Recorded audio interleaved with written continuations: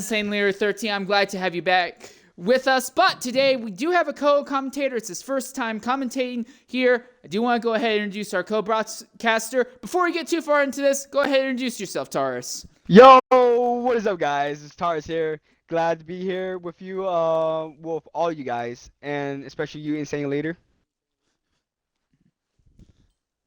Alright, so coming into Mexico, big thing to consider is that Mexico, unlike almost any other circuit on the Formula 1 schedule, it's got a very, very high altitude. The air is a lot thinner here. Turbo obviously is able to overcome that, but it's still a lot harder to get power really down. You got a really stupidly long straight here on the front straightaway, but even with that, you still aren't really going to hit super high speeds. You're not going to see people hitting 210s or anything like that unless they've set up everything perfectly. It's going to be very difficult also to get downforce on the car because of how thin the air is here. You're almost encouraged to run wings at a level 9 or a level 10 in the front and the rear, maybe even more, simply because the air is so bloody thin. So, because of that, even though this may be a circuit with 3 very significant DRS zones, downforce is at a premium today. And you want to know what else is on that premium? Being able to find grip, because just like at the start of the dev race earlier today, it is wet out there on the circuit right now. Indeed it is. So that means that drivers will have to adjust their downforce by a couple increments of increasement. So, one other thing to consider is that again, 19 drivers right now, 4 of them will not advance to the next round. But the big thing is, we don't know how heavy or how light the rain is going to change. These circuits, just about every circuit in the game, is very sensitive to a change in wetness. I got a chance to partake in the dev event today. In Q2, it was totally soaked at the start of Q2. By the end of Q2, DRS turned in. So in a span of just about 15 minutes, it went from totally soaked and you had to be on intermediates to at the very end, somebody went ahead, threw on soft tires, and demolished everyone else's time. The track conditions can change extremely quick. I'll be honest, we've seen numerous times before, Taurus, where drivers can go ahead in Q1 or Q2, crank out a good lap, not have to worry about coming out on track. Now, with the way that the track changes, that's not a guarantee anymore.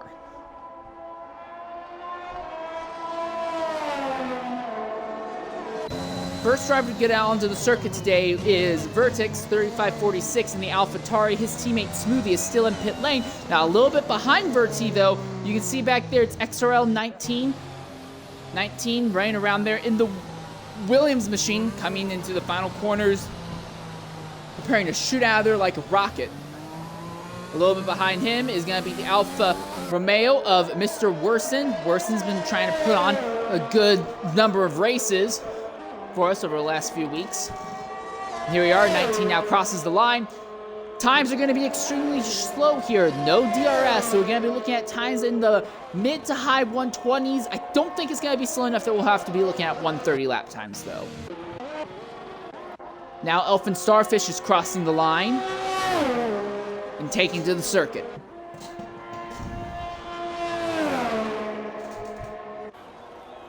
Taurus, can you hear me? Yes, I can hear you. Can you re-verify to make sure that your audio is included on the stream? Yes, my audio is included. Yes, indeed. Oh, and Elfin Starfish has just gone around. He was in the middle of a lap and spun right around, coming out of turn number 3. Now he's already turning back around, getting away. Didn't hit anything, but it was not a very good start for Starfish whatsoever here in the Haas.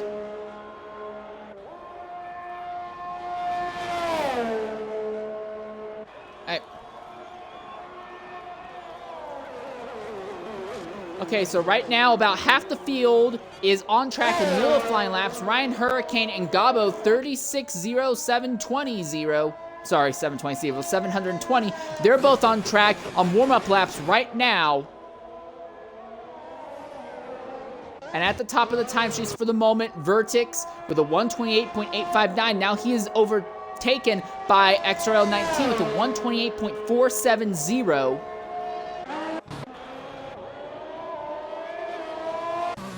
Here's something interesting to notice, though. So in the McLaren camp, you got a little bit of background. Zola did not start with this teammate. Zola actually made a lot of complaints early on in the season that he felt like he was the only person in the McLaren camp that was able to bring home points. He was not happy with the fact that his teammate couldn't work with him and they weren't finishing races. That's finally changed. Raptor is now Zola's teammate. Raptor's earning points at a consistent rate with Zola. Although McLaren started out in a hole in the points championship for constructors, the two of them are now together on track right now. It looks like Raptor is setting himself up to give Zola a draft going down the main straightaway. And I'm going to be 100% honest, I think that the McLaren team with these two could become a potential powerhouse as the season goes on for Constructors Championship. We got XRL Low with a 127.606 fastest lap. And not only that, his teammate XRL Fiend joins him at the top of the timesheets with a 128.075. So it looks to me like the Renault power plant is very, very well dialed in right now.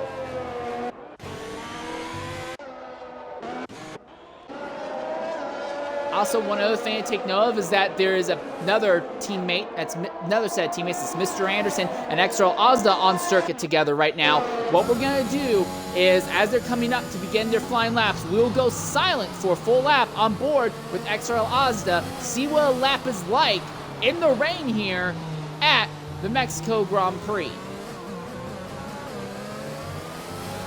Going to go silent right now as they come out of the final corner. And Ozda invalidates, but will it still be green? Will it still be clean at the line? The answer is yes. Now we'll go silent.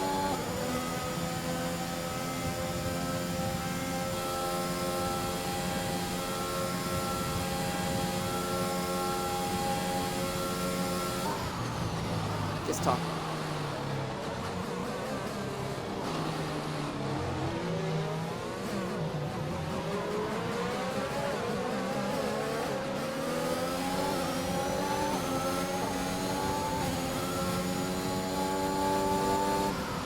Yes.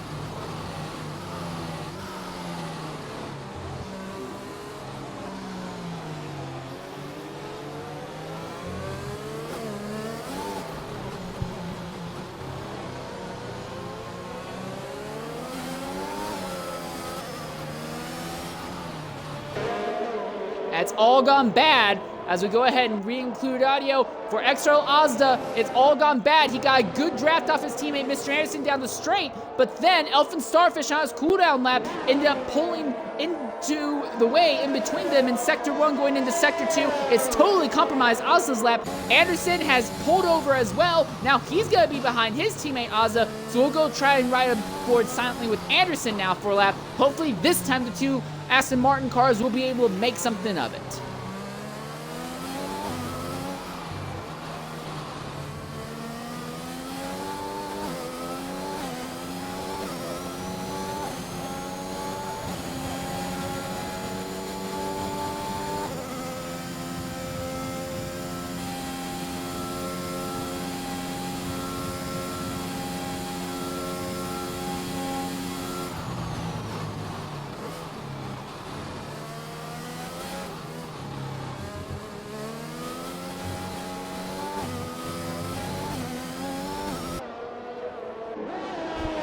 We have an A accident. massive accident by Ozda! Ozda trying to give Anderson a tow and has a massive accident on the second DRS straight coming out of turn 3. It looked like they put the power down and the car immediately sideways and speared right into the wall. Anderson is going on as if nothing's happened, but that just goes to show you how treacherous the circuit is. Coming into the party right now, we have XRL Ozda. Ozda, go ahead and include your audio. Big accident. What happened out there? Got the power down too early, so the back end slid out. Saved it initially, and then I've tried to apply the power down again, and I did a second snap of oversteer, and it was just in the wall at that point. All right, really difficult time for you out there. The first lap you were in the middle of, your teammate gave you a draft down the front straightaway, only for another car to end up in between you and bottle your time in Sector 1 and 2. So we've not really gotten to see what you can do out there. Do you think you can rebound in the race? Yes, I feel like I'm going to do quite well here, because last season, obviously it was a different game, but last season in Act 3 I won here, so it should be pretty decent. All right, we'll be watching for that then. Hopefully it works out for you. Taurus, do you have any questions real quickly posed to him? So how's you, so what's your feedback about your, the crash, and what do you think you can do next time to improve? It was basically just being a little bit greedy on the power, and the circuit is drying currently, so it was, quite treacherous anyway. Obviously, in my first hot lap, I got blocked by XIX's AI, so then Anderson had to slow down, and I didn't realise I hit the back of Anderson, and then obviously the Haas got in the way as well, so nothing I could really do there, and then obviously put the power down too early and just went into the wall, so just gotta look out next time. Alright, Ozza, I do want to say thanks for being willing to jump in and talk with us. Hopefully we don't have to talk to you again unless it's after the race is over. Thank you. Alright. XRL Torpedo in the Ferrari has just set a time 127.935, and just with the inclusion of DRS alone, we are starting to see lap times plummet now. Already at the top, they're down to 127.5, and we could see that change very shortly here because we have two Ferraris on track that are both in positions to put down faster laps. Ocean Lion is one of them, Torpedo is the other.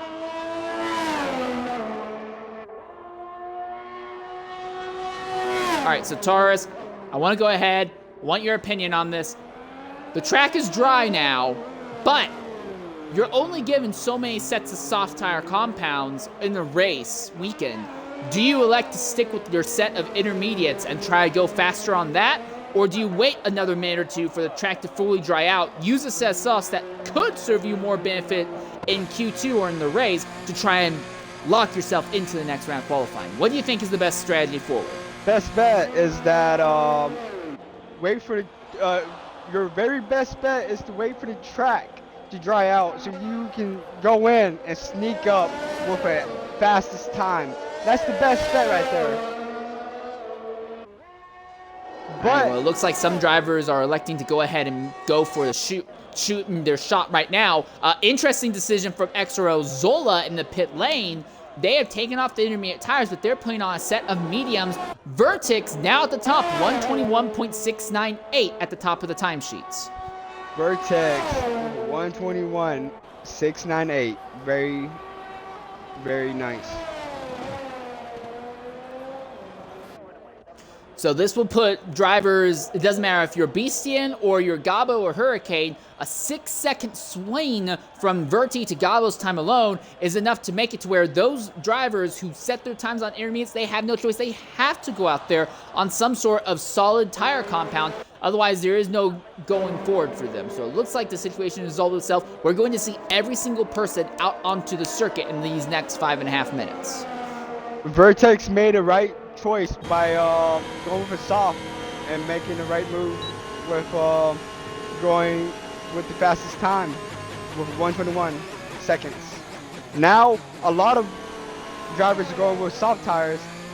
Zola's going with a medium tire, and Fian, XRL Fian is still on intermediate.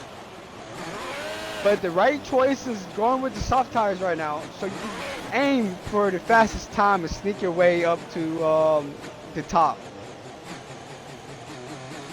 All right, Verti now has gone even faster. He's broken the 120 barrier. He's in the 119s. There's a little bit of strategy going on in the Haas team. Frisbee is right there behind Starfish. There's going to be a little bit of a draft and tow that Frisbee's going to be gaining on these first two straightaways here as he now begins his lap. Oh, but here comes the Red Bull coming out of pit lane. That's not Red Bull, I'm sorry, that's the McLaren. That's the McLaren of Zola, and Zola has medium tires. He might be in the way of these two drivers. No, he won't. He'll pull over just in time. Frisbee shoots out of there like a cannon. It's clean with free real estate ahead for Frisbee. He needs to maximize it in the Haas now.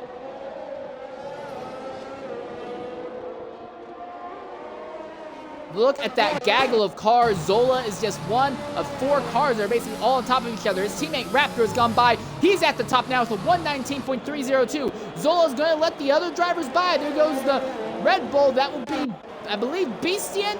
Yes, that's Beastian who's going to go ahead and get by. Beastian, though, sees Elf and Starfish up ahead. There are so many cars out on track in such a short period of time, there's almost no clean real estate on this entire circuit.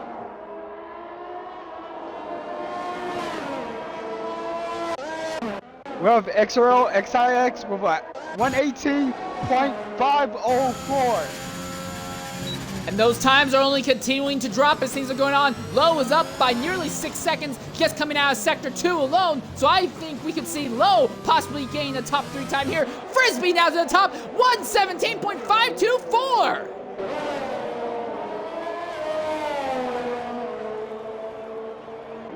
Lowe crosses the line, 118.677. It's the 3rd fastest time thus far. There's only one driver thus far who has not set a lap. That is Smoothie25. He's currently in Sector 2.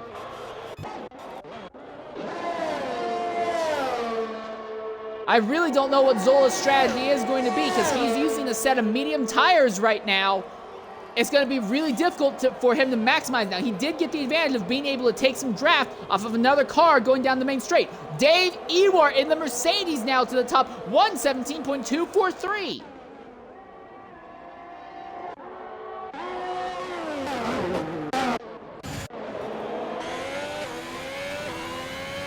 Look at this gaggle of cars in Sector 2. You've got a Haas, you got a Red Bull, you got an Alpine, a Ferrari is a little bit farther back, as is a Alfa Romeo, then you have another Aston Martin, and a McLaren. It's a mess in Sector 2 right now.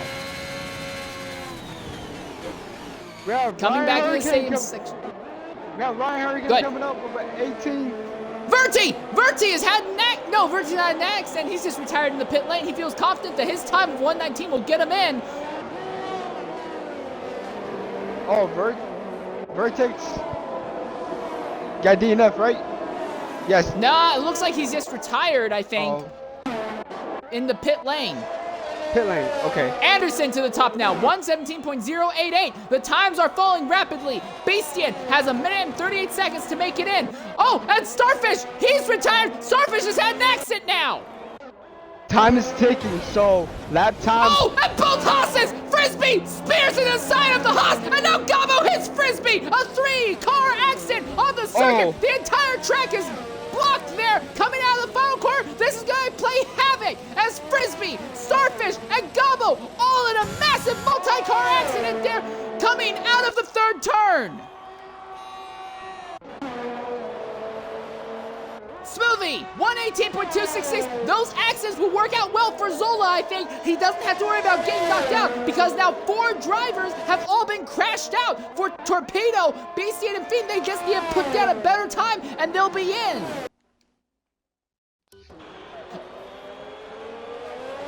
I'm going to go ahead and try and invite the 2 Haas drivers and Gabo into the party. Hear what happened from their perspective.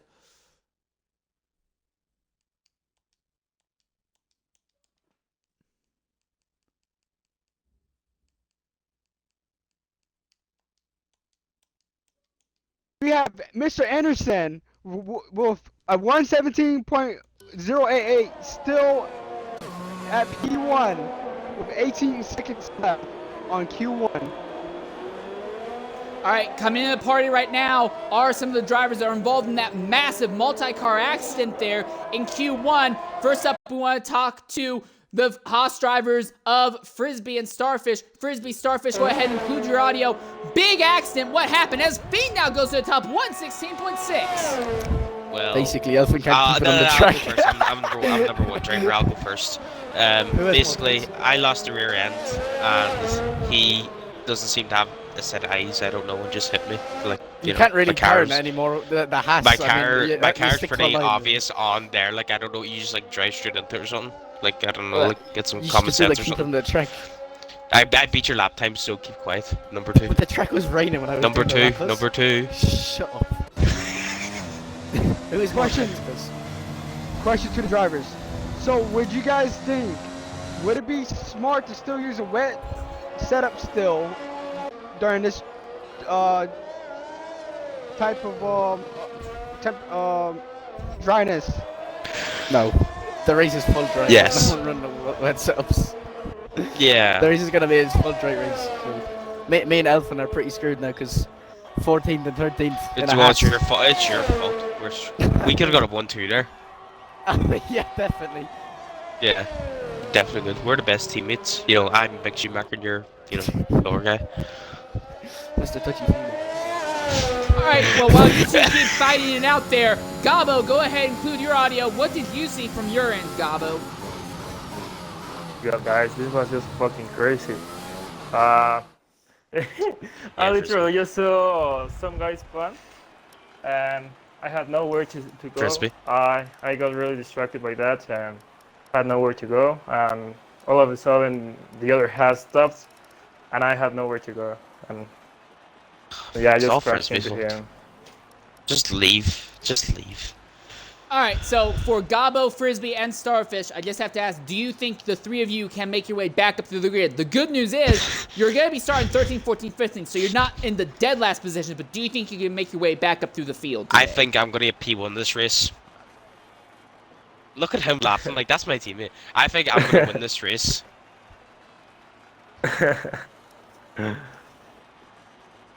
Language, man. Jesus. Yeah, that's right. Nikita Masman. All right, Gabo, what about you? Do you think you can get back into the points or even a podium after that accident? Yeah, hopefully a podium, but the points I think it's pretty sure for me to get into the points. It's a long race. Everything can happen. A lot of safety cars, maybe. So yeah, who knows? All right, well, I want to say to all three of you, thanks for being willing to jump in. Unless Taurus has anything else to ask the three of you before we move on to the next round of qualifying. I'm ready to move on with the next qualifying, and that's about it. All right.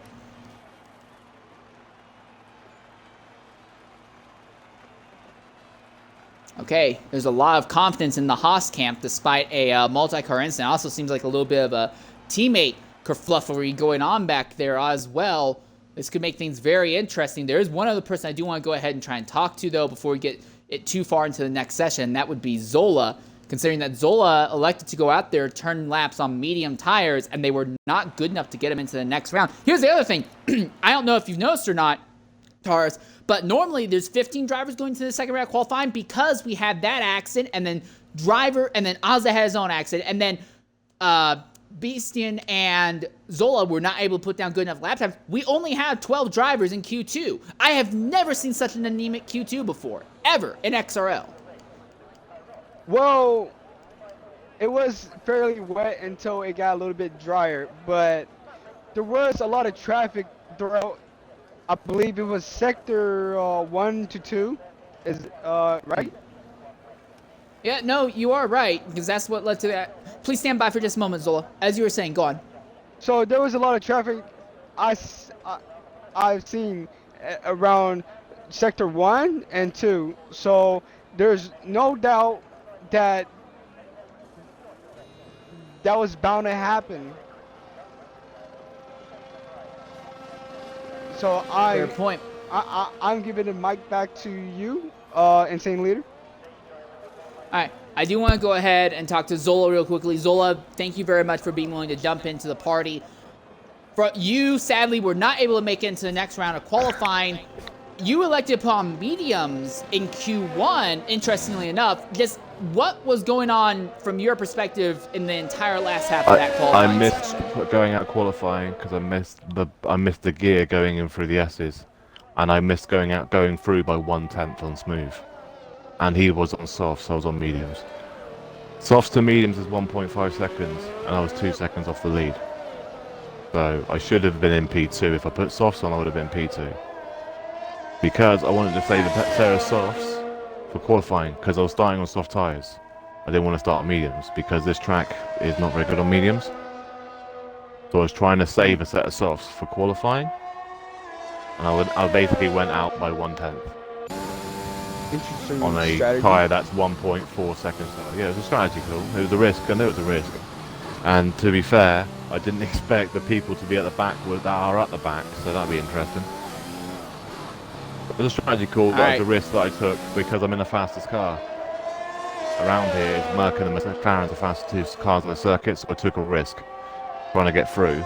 And if I didn't miss that gear, I basically went down to 5th. I should have been in 6th on the exit of the S's and locked up going into the next corner into the stadium, which cost me 3/10.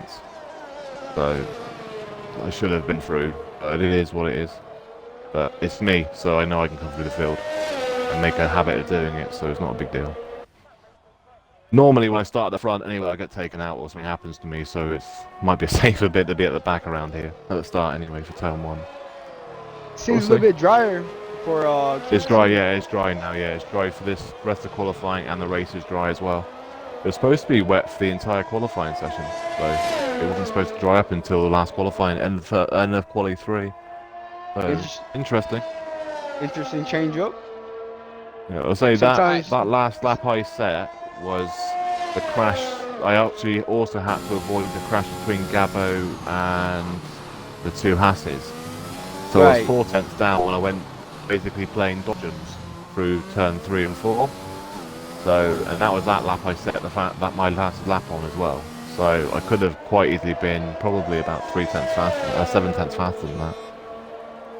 So I probably was looking at pole, to be fair here, which is a bit of a whoops. Never mind. I probably should have set my lap properly, but I was just trying to get through all mediums. But it makes it's realistic though. One Merc out of qualifying early in P like 14 or 15, and the other one's in the top 5. Like Lando and Ricardo all over, so it's realistic.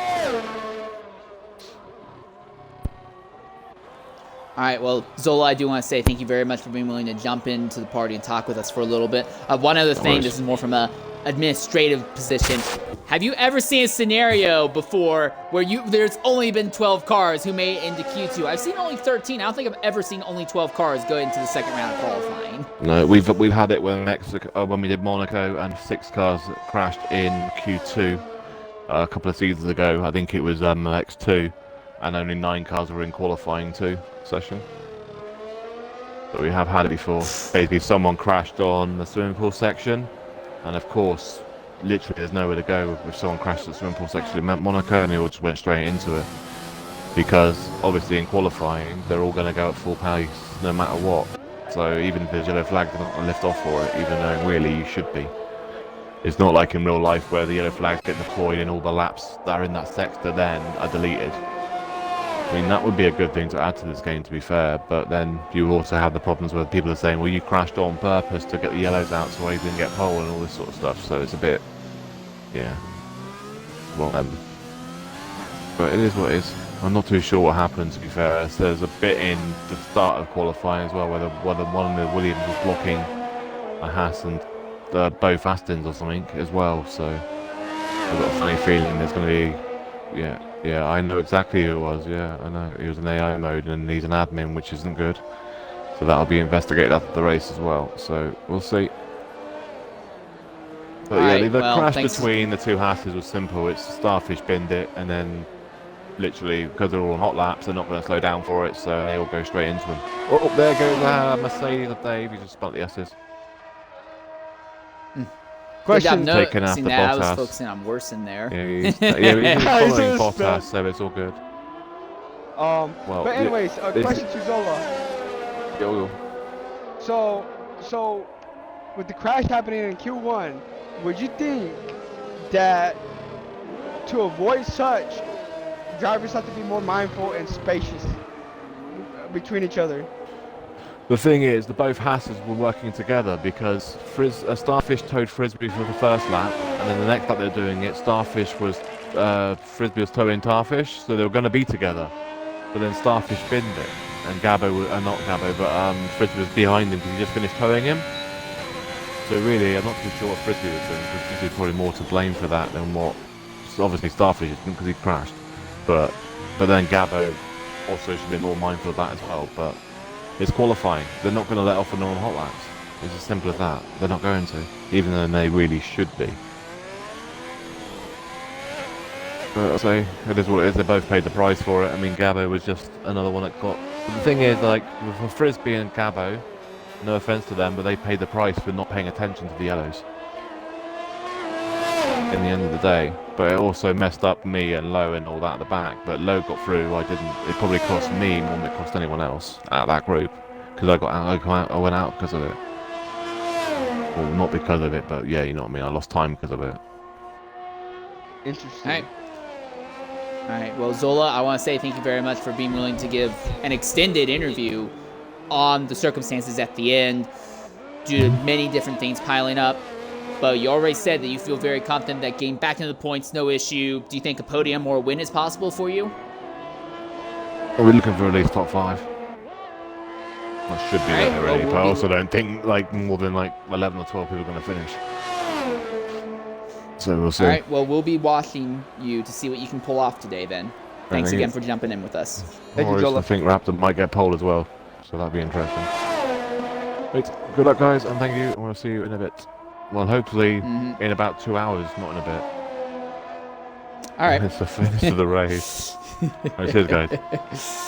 All right, as we turn our focus back onto the racetrack fully now, 6 drivers have gone ahead and set their times. Raptor, Fiend, Ewart, Lowe, and Flavor. Now Worsen has set his time as well, and he has set a 1:18.367. Right now, it seems like the soft tire compound is the way to go, but again, you pointed out in the last session, Lowe and Fiend and the Alpines definitely have those cars dialed in right now. So we got 6 minutes left with Raptor with a 116.863.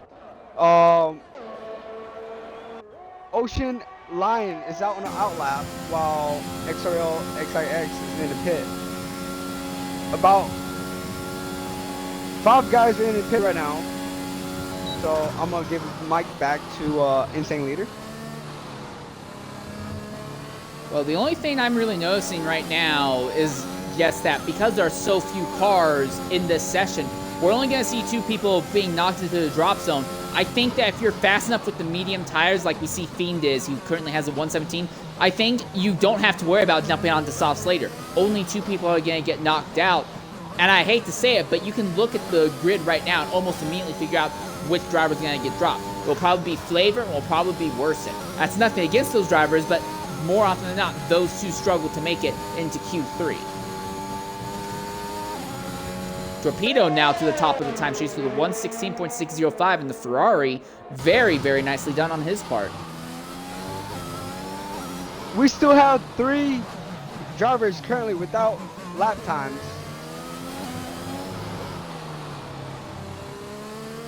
Riding on board with Ryan Hurricane right now.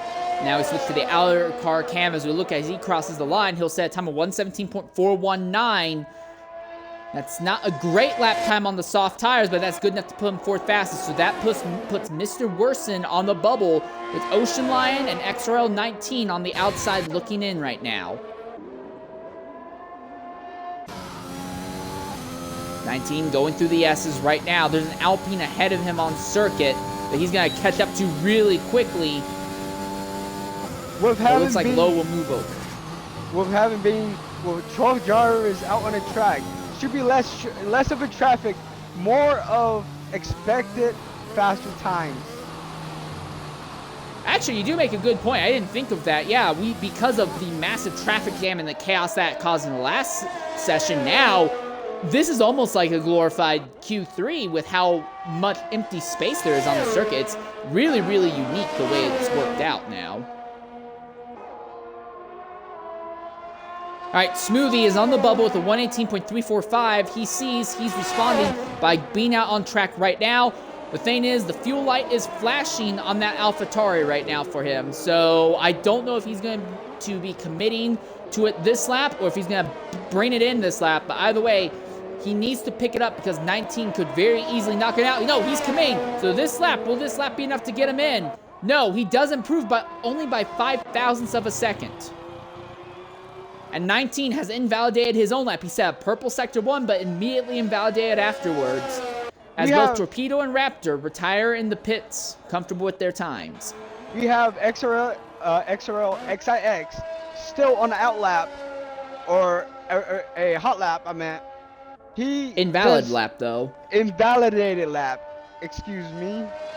And as what Insane Leader was saying, Torpedo and Raptor have felt confident in their times to retire, with being at least 7 drivers in a pit looking to either retire or go back on the track. I cannot see the time right now, so most likely retiring. I'm handing the mic back to Insane Leader. You don't have to say that you're handing the mic back all the time. We can just kind of bounce off of each other without issue. I have confidence in our ability to do that. We're a little bit less than 2.5 minutes in the session, so about 2:25, 2:23 right now. Smoothie has to come in. He doesn't have any more fuel left. He is on the bubble right now. Mr. Worsen is up by over a quarter of a second right now. He is trying to squeeze Smoothie out. And as it stands right now, with 2 minutes left, the question is going to be, can Smoothie or XRL 19 get back out onto track in the next 30 to 45 seconds? Because if they are not able to get on track in that time, they will not have time to get to the line, and they'll get squeezed out here. The real question is, does XRL XIX have time to go out on track to make a time competitive enough? Well, Smoothie has just retired in the pit lane, so we know Smoothie says that there's no chance for him. Flavor sees that he is on the bubble with a 117.976. He's responded by going out on circuit. So has Mr. Anderson, and he's doing it. He's actually thrown away his set of medium tires to put on a set of softs. This could be very interesting. But I'm going to be honest, 1 minute and 10 seconds left. 19 is in the pits. It takes you about 1 minute and 20 seconds to get around. I'm going to go ahead and say it. 19 will not be able to get onto the track in time to set another lap. So the top 10 in times right now, they're the 10 drivers who will make it in. So Flavor can retire. Anderson can retire. They don't have to keep pushing. They're all safe. Ocean Lion is retiring in the pits as well. We see Lowe has already retired in the pits. So a lot of drivers realizing, hey, we don't have to worry about pushing. They can calm down, take a step back. The top 10 are already set for the event, it seems. 19 has just now come out on circuit, but there's only 33 seconds left in that Williams. He's not going to make it to the line in time to set a good lap time. I hate to say it, but that's the bone level truth right now. We have Mr. Weir is going back to the pit, going to retire. We have Ryan Hurricane going out on a hot lap. He made a 57 seconds on sector 2. Can he make a time better than P5 right now?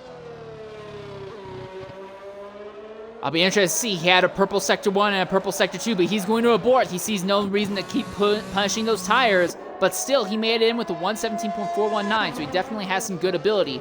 Anderson and Flavor are coming to the line now to wrap up their laps.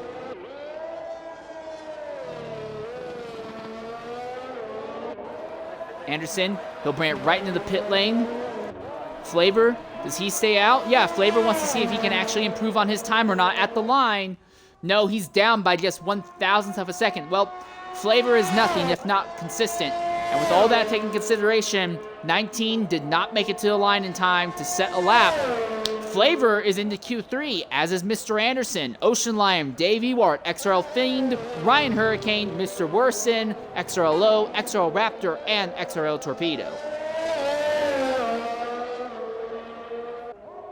So for all intents and purposes, Q2 is over, and despite having so much clean track, it was more just poor time management that caused the drivers to get squeezed out.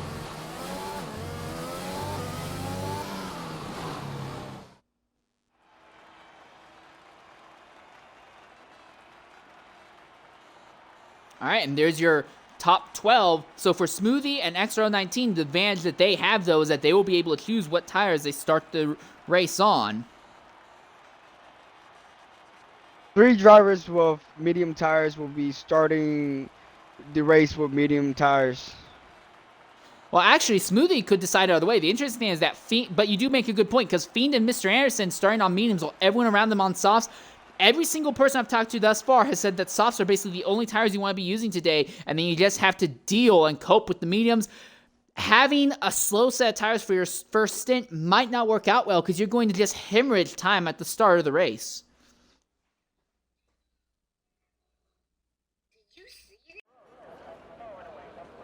We have Q3 starting up with 10 drivers on Q3.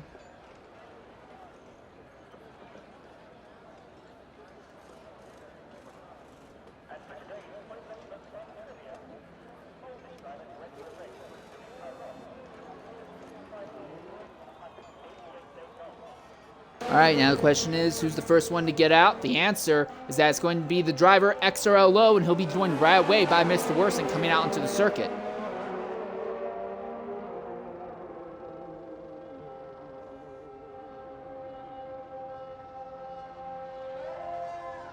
We have the Alfa Romeo, Mr. Weir, first out on the out lap.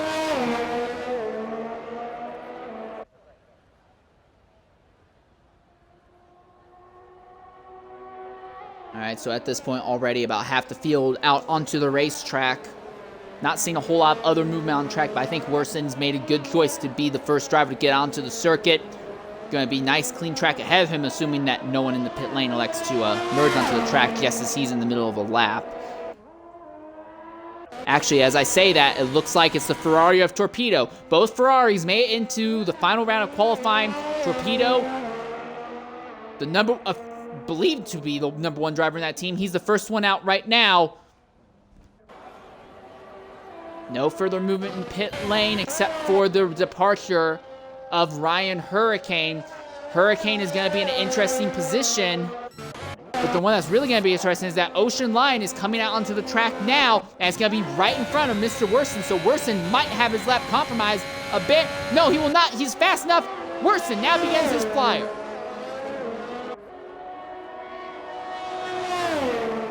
So now everyone except for XRL Flavor is out onto the racetrack, either setting up for a flyer lap or in the middle of one. XRLO is on the back straightaway right now. The front straightaway right now, but he's gonna have to be careful because he has two cars ahead who are on out laps. They could compromise his times.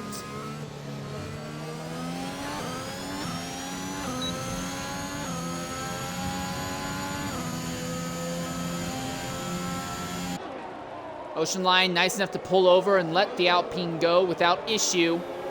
Mr. Anderson in the Aston Martin is farther up the road. I don't know if Lowe's going to catch him or not. Anderson led the points a little bit earlier in the season. He's relinquished the points lead, but is still considered, at least by me, an outside contender for the championship this season. The Alfa Romeo. The Alfa Romeo unable to set a time due to an unvalidated time, even though he was the first to come out on track. And then in turn, that gives the advantage back to XRL Low in the Renault-powered Alpine machine as he powers out of the final corner now. So Low will set the time that everyone else will be chasing. It will be a 1:16.799. And immediately gets trounced by Raptor with a 1:16.514.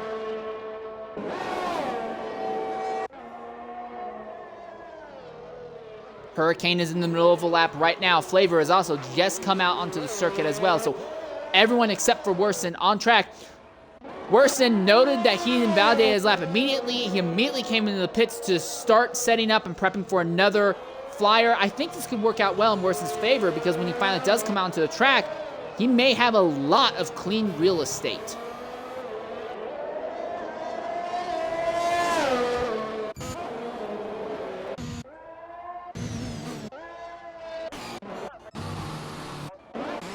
Ryan Hurricane has invalidated his lap, as has XRL Torpedo, so that means that it's going to be Mr. Anderson who will be the next driver to cross the line here as they go into the stadium sections, pretty much Sector 3.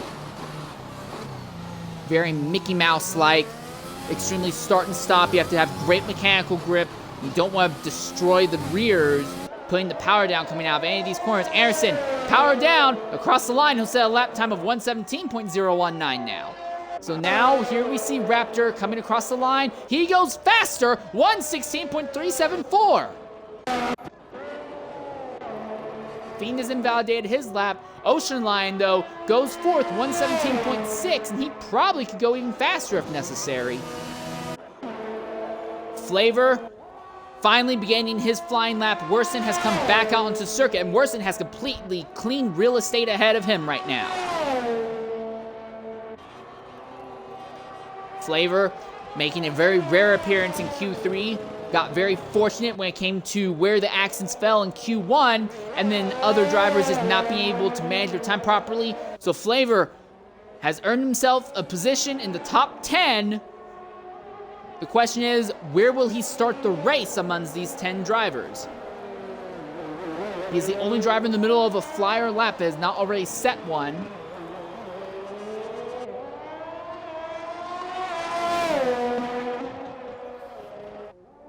As Mr. Worson comes across the line to begin another flying lap now. Also, we see Mr. Anderson as he rounds the final corner.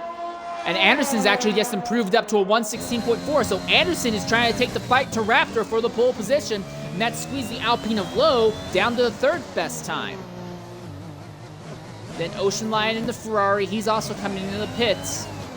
Flavor will be the fifth driver to set a lap time here.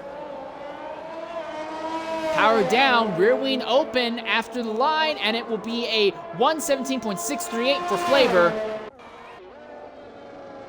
Dave Ewart's on an outlap. The focus now is on Mr. Worson. It's completely clean track ahead. He just needs to keep it clean and legal. With just 10 drivers out on track, again, it is very spacious for drivers to make a time to set. It may be spacious, but for Mr. Worson, the problem isn't other cars. The problem is the S's. That's two attempts in a row now that he has invalidated in the S's. Raptor has just retired in the pit lane. He feels very confident that no one can trounce his time of 116.374. All right, Worson going for another lap now.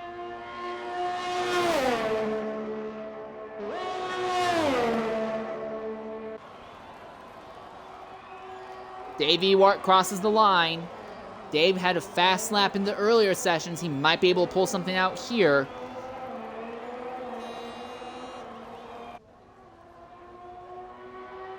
Down the second DRS straight is Worson. At the end of Sector 1, 28.758. Sector 2, the S's in particular, is where he's been invalidating, though. He cannot afford to do it again. There's less than 5 minutes left in the session.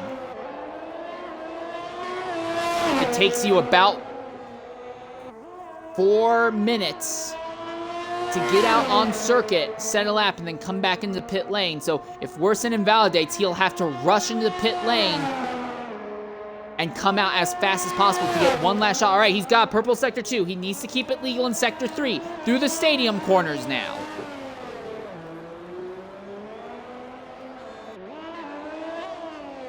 Last corner for Mr. Worson. He'll try and be the sixth driver to set a time in the session. Gets very, very wide, puts the power down at the line. 116.773, that's good enough for third at the moment. Ryan Hurricane and Dave Ewart are both in the middle of laps right now. Dave puts the power down in the Mercedes, coming out of the final corner, very nearly spins into pit lane. He'll set a time of 117.695, so now the focus goes to Ryan Hurricane as he is on the run down to the S's. With just 3 minutes left, 3 drivers are out trying to set a time. But will they be able to set a time in the top 5? I think Ryan Hurricane may have a serious shot at breaking into the top 5. Although he seems to be a little bit too cautious, I don't think we could really count him in for the pole position, but I think a top 5 time for Ryan Hurricane is very possible. At the line, what does he do? 117.245, that's exactly good enough for 5th. So now the focus is on Fiend and Torpedo. Fiend coming to the last 2 corners now. His teammate Lowe has the 4th best time thus far. What can Fiend do?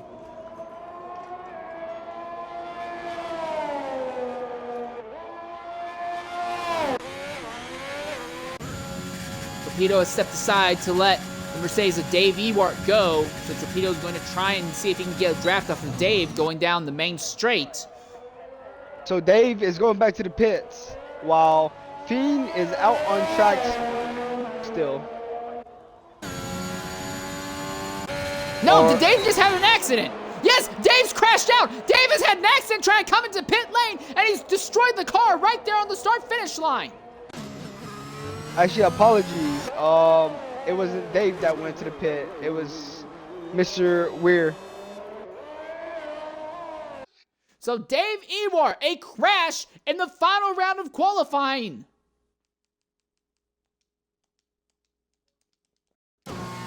And that's going to really upset things. Now Flavor is going to be over in Dave's time, it seems, at the end. The question is now, what can Fiend and Torpedo do?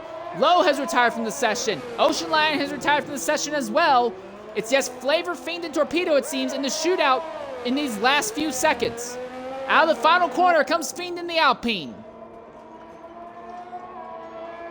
Power down, 1:16.924. That's good enough for 5th. Worson has come back onto the circuit, but with 1 minute and 12 seconds left, I don't think Worson will be able to make it to the start-finish line in time for another flying lap. Well, if the Alfa Romeo going out on the lap right now, with just 1 minute left. Torpedo with a 1:17.229 in the final minute of the section. 4 drivers on track trying to improve. With every driver setting their times already.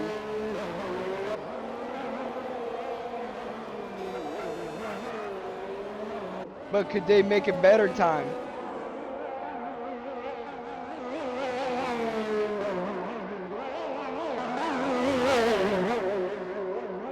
Mr. Worson on an outlap for Worson. The question is just, can he even make it to the start-finish line in time? He's invalidated with 20 seconds left. I don't think Worson can make it to the start-finish line in time to set another lap. He'll have to be content with 3rd at best. Fiend coming to the line. The fuel is low on the car. He doesn't care. He wants to see if he can improve at the line for Fiend to the top. 1:16.132. And with that, time's up. Over. Plow. Torpedo has invalidated his lap. Flavor is up by 600ths right now, so Flavor is trying to move up the grid himself. This would be Flavor's best starting position ever in an XRL race if he can just keep it together.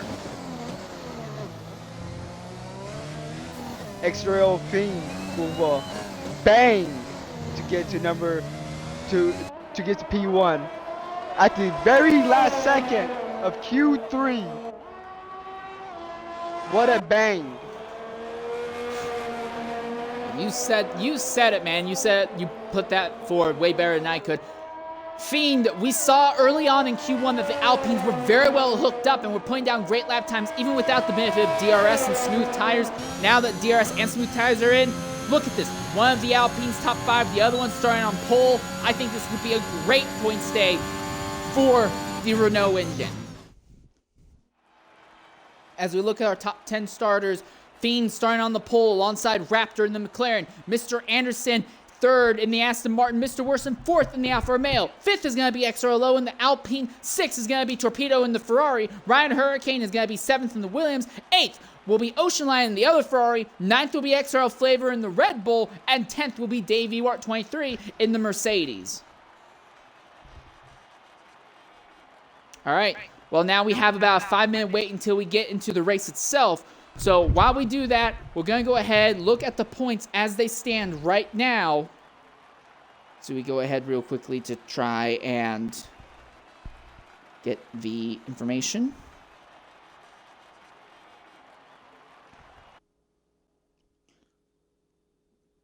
All right. So when it comes to the Manufacturers' Championship after last week's race in America, at the bottom is still the Haas team with only 32 points. Just 1 point, though, out from Alfa Romeo, who has 33 points. The Mercedes team has 35 points right now. The McLaren team has 58 points. 6th is the Alpine F1 team. They have 62 points. Red Bull has 65. Williams is 4th with 70. 3rd is the AlphaTauri team with 85 points. 2nd is Aston Martin with 104. At the top is Ferrari with 160 points. Then when you look at the Drivers' Championship, things change again. At the bottom, there are still 4 drivers who have not yet earned points this season. XRL Ultimate, PPR Venom, Collie Boy, and Dave Ewart have yet to earn points this season. XRL 19 has earned 5 points. XRL Edgar has earned 6. Frisbee has earned 14 points. Mr. Worsen has earned 17. Fiend has earned 18. There's a tie for 10th in the points table between Flavor and Young Maneuver. They both have earned 26 points each. 9th is Level 6 Beastium with 39 points. 8th is Zola with 37th. 7th in the Drivers' Championship is XRLO with 49 points. 6th is XRL Raptor with 56 points. Ryan Hurricane is 5th with 59, and that has brought him into a direct tie with Smoothie 25 for 4th. 3rd is XRL Torpedo, who is starting to come back in the Ferrari camp. Mr. Anderson is 2nd with 78 points. 1st is Jabus John with 87 points. But the big thing is Jabus John, your current points leader, not starting today's race. He's only 9 points ahead of Mr. Anderson. If Anderson plays his cards right, he could walk out here once again leading the championship points.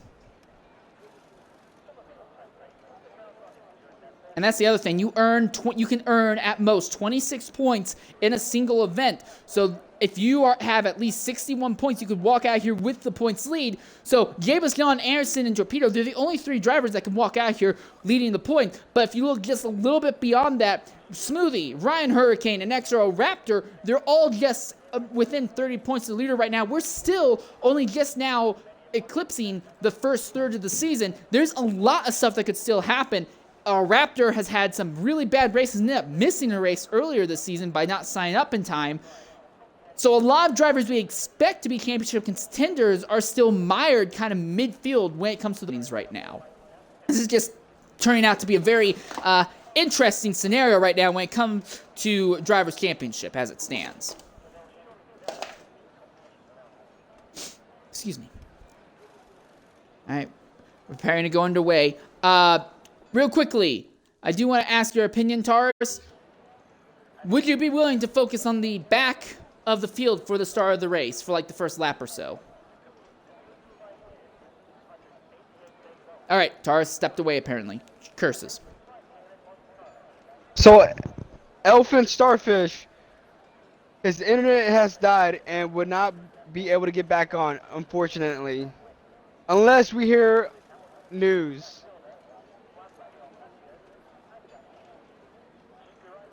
All right, and that will just further hamper the attempts by the Haas team. They've only had 3 drivers running at finishes of races thus far this season. It's just not been any good luck for the Haas team whatsoever this season. The cars have proven to be extremely unruly. They have some of the best drivers in them, but they've just not been able to finish races. And now both of them crashing out in an instant in qualifying is just going to make it go from bad to worse. Exactly. With the realistic performance implemented, it's going to make Haas a bit harder to get to pole or podium. But if they're able to get DRS at most times, then they may have a shot at top 10.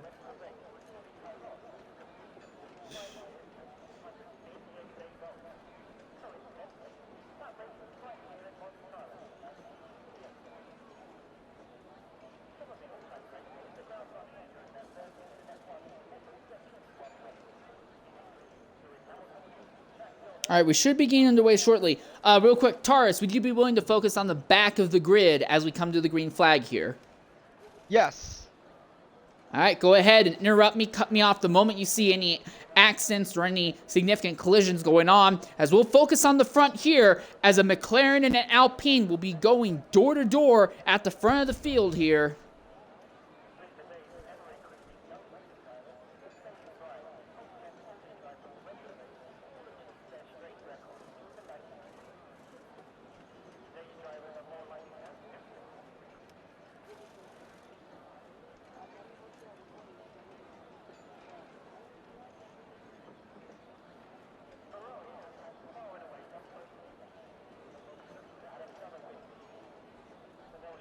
I thought we'd be going underway now. It feels like this has been a lot longer than 5 minutes.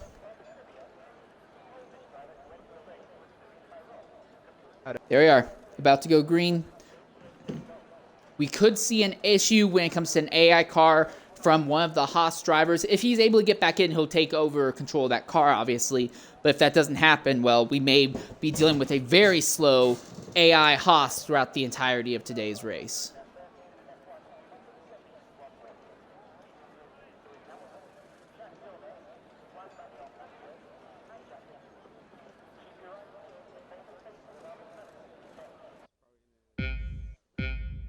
Yeah.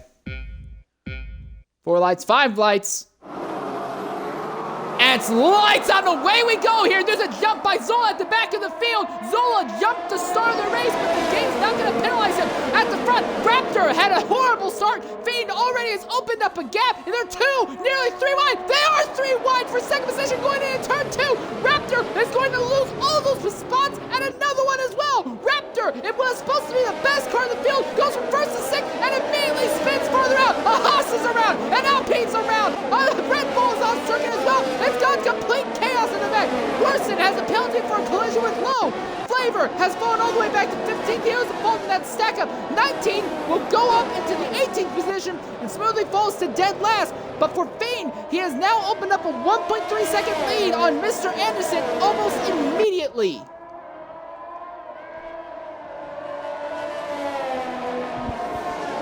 We have No yellow flags, so we stay green, and this will be frustrating for many drivers. The good news for Raptor is that although he lost a bunch of positions on that start, a lot of the drivers who overtook him immediately spun in the first few quarters of the race, so Raptor is already back into the 3rd spot. We have XRL Flavor that lost position, and Vision down to P19. Well, 2 Red Bulls at the last 3 grid placements. Gabo coming into the pits to repair damage. He gained a lot of spots, but it doesn't matter when the front wing is compromised. He will be joined by XRL Flavor and Smoothie 25. And this could very easily trap the 3 of them a lap down if we don't get any yellow flags as this race goes on. Smooth and XRL Flavor joins Gabo in the pits. Here comes Torpedo on a dive bomb on Ryan Hurricane at the end of the 2nd DRS straight. Can't make it stick, but he's looking to try and find a way by the Williams before they get into the S's.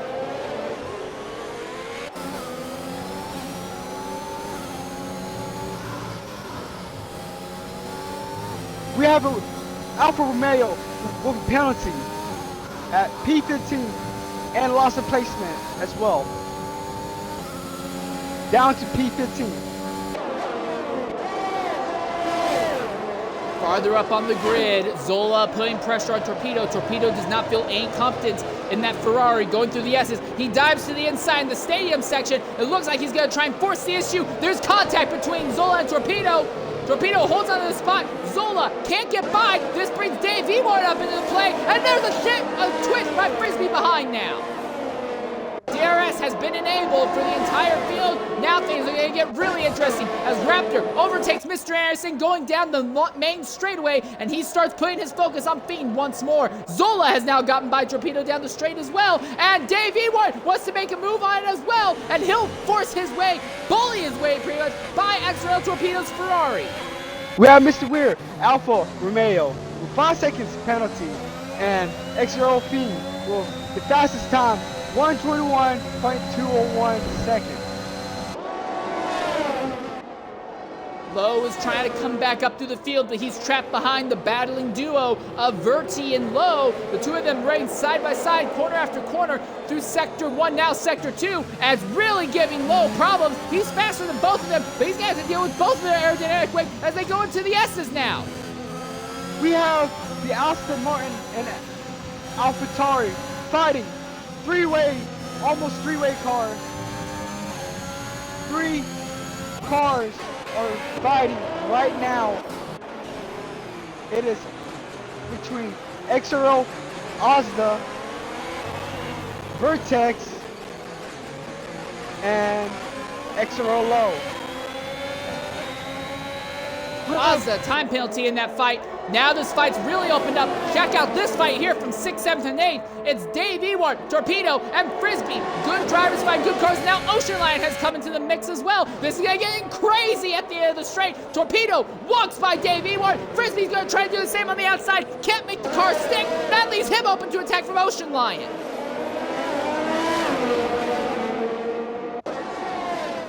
Now Frisbee coming back on another attempt against Dave Ewart. He's got to stick. No DRS in that second zone for Dave Ewart, so Dave falls from 6th to 8th now in just one sector.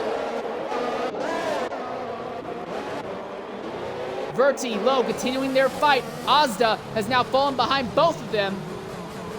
Verti trying to defend against him, not able to make it stick. Zola now by Mr. Anderson. Anderson has had an incident. Anderson has gone off, and the entire front wing has been ripped off the car there in the S's. And for one of your championship contenders, this is horrible implications. Gallo with a 3-second penalty, and Ryan Hurricane with a 3-second penalty. Sector 2, yellow flag. And it has Now BCN's earned a time penalty as well.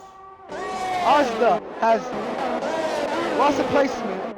So has Elfin, Starfish, lost of placement. Down to P15. Ozda down to P11. We're fighting around P10. Well, Mr. Anderson going down grid to P15. No, not P15, P16. Farther back, there's been contact between Low and 19, as there's a fight between 19 and Ozda for the last points paying position, and Low wants to get back into that fight, but he's not able to do anything right now. It's just going from bad to worse for one of the Alpine drivers, while the other continues to lead. But Fiend's grip on the lead is shrinking because Raptor, on pure pace alone, has closed the gap to just 2/3. Now 0.6 of a second. Now half a second between himself and Fiend here. And Ryan Hurricane is there, ready to capitalize as well if the two of them spend too long fighting.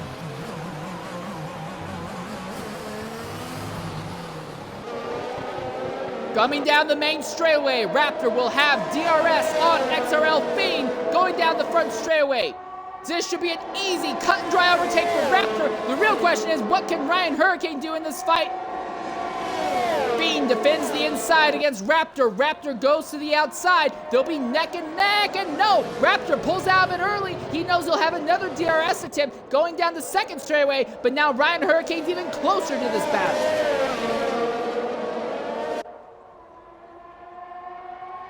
Here we are. Raptor within 0.3 of Fiend, but not closing anymore. I'm guessing that Fiend is laying hard on the ERS to defend his lead for one more lap.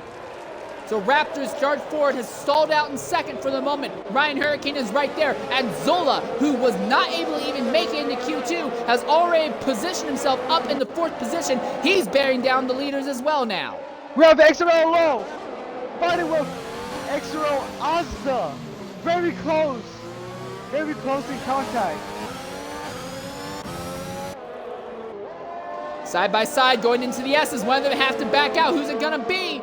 They both very nearly go off circuit. Oh, there's contact! They're both off!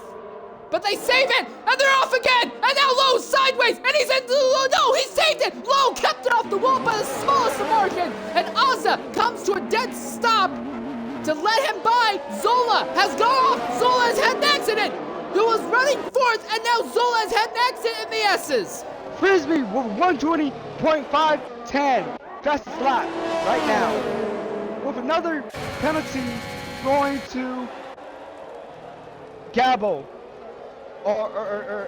Sorry, excuse me. I believe it This is. battle for Elise is heating up, because now Raptor's got by Fiend. Hurricane's got by Fiend as well, and Hurricane has a run on Raptor. Side by side for a lead going into turn 4. Who's it gonna be?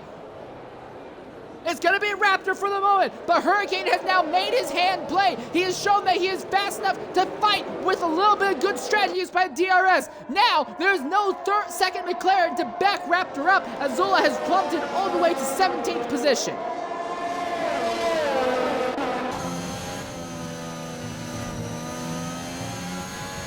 For Fiend, the race may still go his way. He is on medium tires.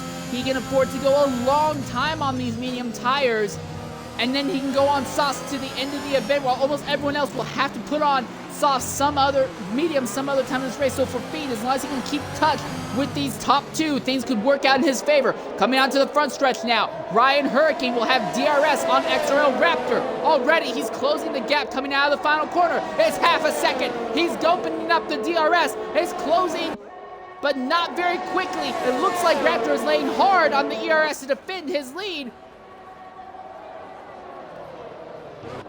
Frisbee, Torpedo have been exchanging the 4th place position between themselves almost every lap. It looks like there's a slight benefit to Frisbee in the Haas, but Torpedo has a stronger car, and it's letting him keep pace with him. Well, the XRL Zola trying to find his way back up to the grid. Zola already has gone from the back of the grid up to 4th once today. He needs to do it again, but now he needs to do it on a set of soft tires rather than mediums. Gabo has now gotten by Ozda using some DRS going down the main straightaway. Fiend, time penalty, and that means that Raptor now has the advantage of the top 3 drivers. He does not have time penalties while Hurricane and Fiend does.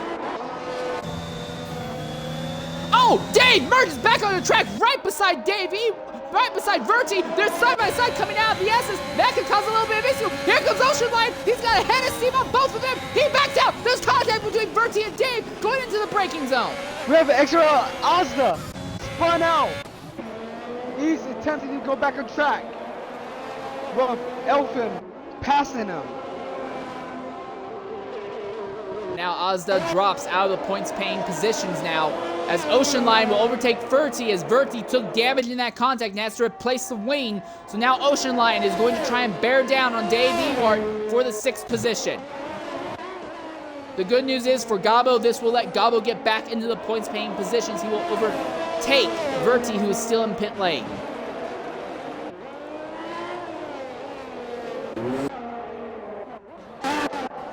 Torpedo trying to get by Frisbee again, going down the straight, but can't do anything. Those 2 cars have the same engines, and all Frisbee has to do is just be good enough on putting the power down, and he can hold on to his position down the DRS straights. And Torpedo in that Ferrari, we see that he does not feel comfortable at all going through the S's. If anything, Frisbee is actually closing in on Fiend. The harder tire compound is not working as well for Fiend as I think he was hoping it would.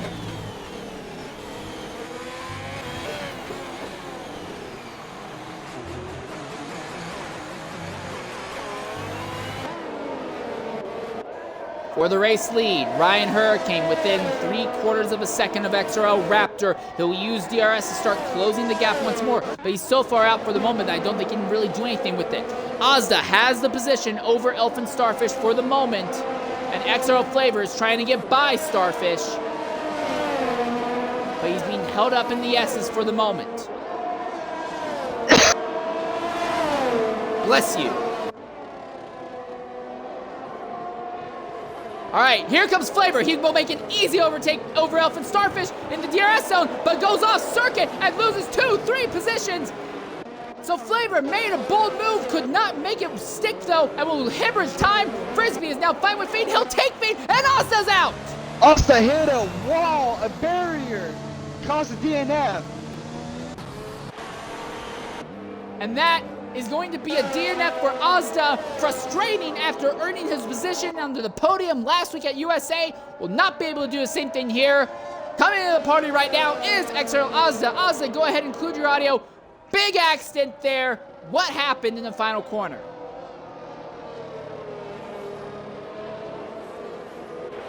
Ozda, can you hear me?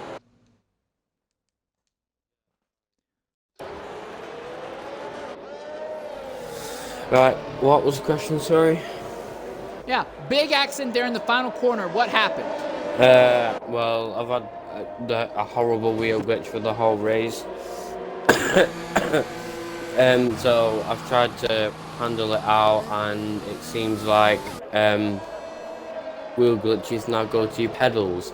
So I broke third the corner, and it put my foot on the accelerator when I wasn't on the accelerator, and I went straight into the wall. So yeah, I'm absolutely fuming. do you think it's a reasonable idea to go back to maybe run controller just to avoid wheel glitches? No, because I'm going to be at least 5 seconds slower than what I am. So I'll Will you be able to uncompetitive. finish races though? Yeah, I'll be able to finish races, but I'll be at the back, and that's not where I want to be. So yeah. Fair enough point, I would guess. Rough day for XRL Asda. That is a rough day for actually the constructors for Aston Martin. Dude, yeah, that is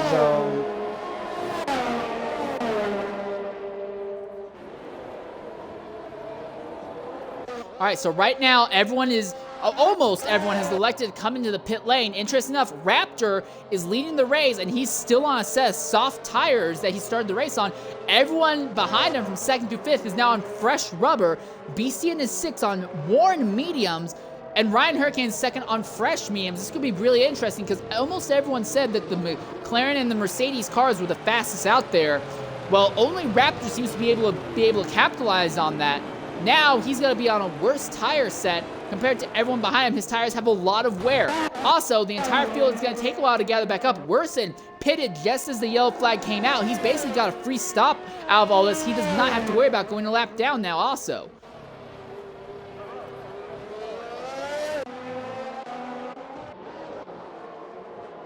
So you did bring up a good point though. For Mr. Anderson, he is now the only driver in the Aston Martin team, and he's outside of the points-paying positions right now, while both of the Ferraris of Torpedo and Ocean Line are currently in points-paying spots on the grid. So yeah, for the Manufacturers' Championship, this is bad news for Aston Martin. Great news for Ferrari, though, because if Torpedo and Ocean Line can just hold on where they are, they'll continue to solidify their grip on the Manufacturers' Championship points lead right now. The entire field trying to rush to gather back up properly. Verti is still about 12 seconds out from Ocean Lion at the moment. Should be able to close a little bit more going down this second DRS straight, though. There he is. Now he's down to 9 seconds, 8 seconds, 7 seconds. So yeah, it looks like everyone from about 9th to 16th should be able to catch the lead pack before his lap is over. For Zola, though, he's 18 seconds out from Smoothie alone. I don't think he's gonna have a chance. Mr. Worsen has elected to come back into the pits again. He had already pitted just before coming to the green flag. He's ripped off the wing, so he's taken damage and has damaged the car trying to catch up to the field. XRL Zola So catches his first penalty. 3 seconds.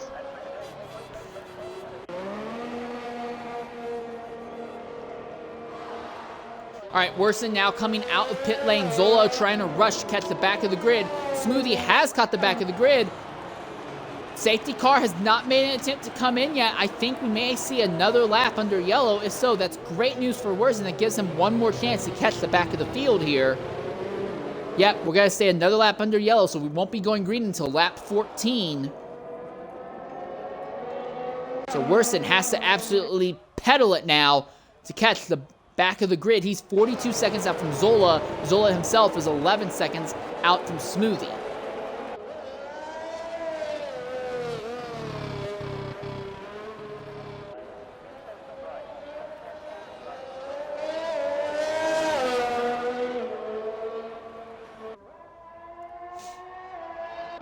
Flavor in 14th. Interesting enough, he is still on the same set of tires that he started the race on and spun out with.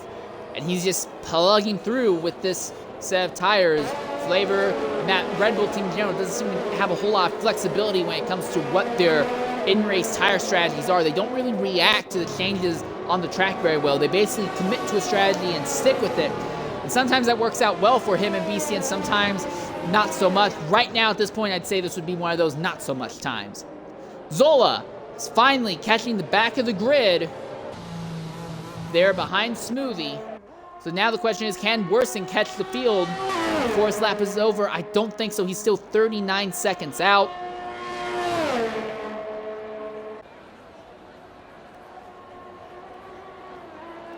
So we should be going green this lap, though. And it'll be Raptor leading Ryan Hurricane, El Frisbee, and XRL Fiend and XRL Torpedo at the start. There's the word, safety car officially coming in this lap. So no, Wilson will not catch the back of the grid. Okay, so how much does Raptor back up Ryan Hurricane and the rest of the field coming to the green flag?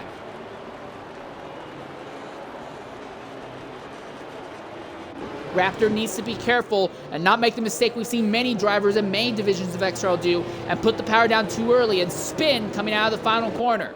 He gets right behind the safety car, backs the entire field up behind him. That leaves Ryan Hurricane open to attacking Frisbee, and Raptor shoots out well, but everyone behind him is going to be better. Frisbee already by Hurricane. There's 3 wide for second. Now everyone is faster than the race leader going down the straightaway. The Frisbee can't keep up the speed on the run down to turn 1. Fiend, Ryan Hurricane, and they're all side by side. Fiend sends it to the inside of Raptor, but cannot make it stick. Then the McLaren barely holds on to first. Frisbee with 3-time second penalty. Well, 2 car wide, 3 car wide now for with the view on Mr. Anderson. Major traffic in the mid-grid. BCN's gone off circuit and stacked up the entire field behind now. It's just making things go from bad to worse. Now BCN's around again. He's made contact with several other drivers. He'll pull off circuit to let everyone else by. He doesn't want to be the cause of any penalties. Torpedo now right there behind Frisbee going through the S's. As 19 gets by Dave Ewart. Torpedo to the outside of Frisbee as they dive into the stadium section, and Torpedo will take 4th now. All that fighting though, Ryan Hurricane only lost a single position. It's now Fiend fighting Raptor for the lead of this race. Raptor catching a 3-second time penalty. Well, Vertex gaining up a placement.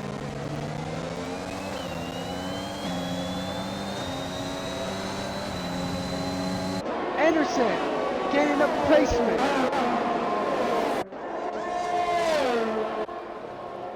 Lowe trying to make a move on Ocean Line, going down the main straightaway, not close enough to do anything. There's no DRS assist yet, so every overtake you'll see right now will be either driver ability or capitalizing on someone else's misfortune. Fiend trying to do a driver ability pass on Raptor and going into 4, can't make it stick.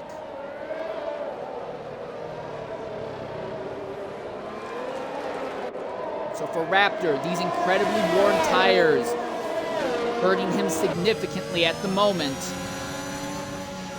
There has been slight contact for Elfin and Smooth.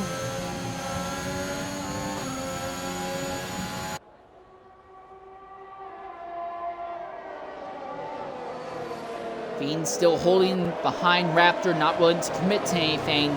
But we may see him start making moves on the following lap. Oh, wow, Raptor stepped out wide. Fiend was all of a sudden alongside the McLaren. Then he backed out of it, so there's a little bit of DRS games being played between the McLaren and the Alpine. Now the Alpine powers back, drag race for the lead, going down the main straightaway.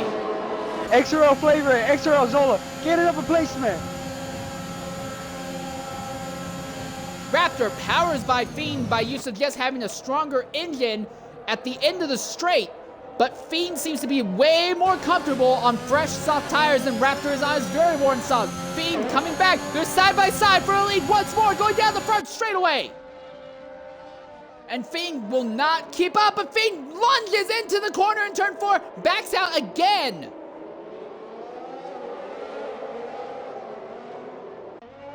Verti, accident. Verti spun, trying to come into the pit lane and missed the pit road entry altogether. The fight for a lead continues, but now Ryan Hurricane and Torpedo are right there ready to capitalize if something goes wrong. Fiend has a run on Raptor coming out of the S's. He's got DRS as well. This is going to be enough for him to make the move going to the stadium. No, it will not. But now the field comes out of the stadium section. There is no winning this battle for Raptor. He's on worse tires and he will not have DRS in his favor, while Fiend, Hurricane, Torpedo behind him all will. Coming out to the main straightaway once again. Fiend with the DRS. What can he do against Raptor as they go down the long front straightaway?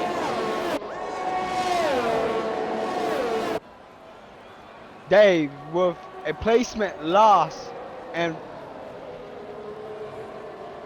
actually it's a fight between Frisbee and Dave right now.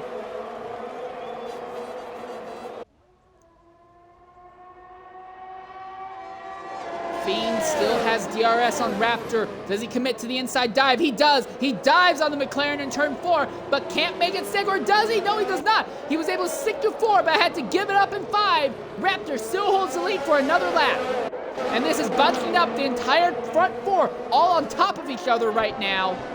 And everyone in the top front 4 has time penalties at the moment, so there's not really a whole lot of benefits to be had for any of them. The big thing is Ryan Hurricane and Torpedo are on medium tires, while the drivers ahead are on softs.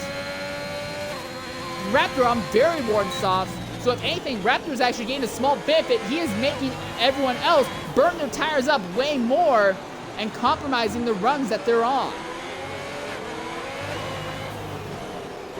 All right, for the lead once more between Fiend and Raptor going down the main straightaway. Fiend right behind the McLaren's rear wing. This should be an easy DRS overtake this time.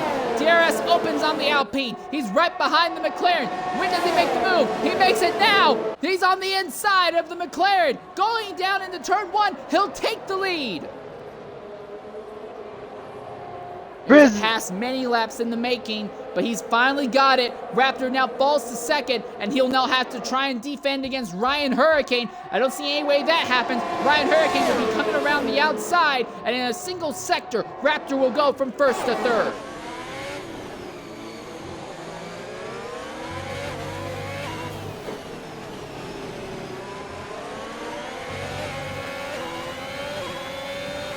Dave gaining up time with the DRS, following up behind on Frisbee's taking off. With Ryan Hurricane getting a 3-time second penalty. This is his second penalty he has received during this race.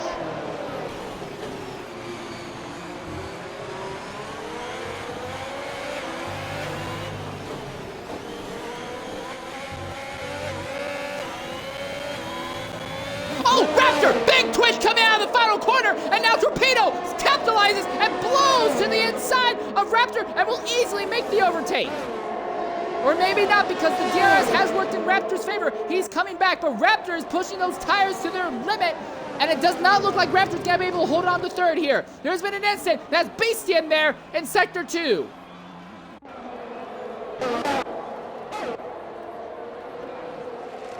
Anderson overtakes Gabo at the end of the long front straightaway. And Starfish in the pits to put on new tires. But at the front, it's Fiend with almost 2 seconds over Ryan Hurricane. Torpedo and Raptor trying to keep touch with Hurricane right now.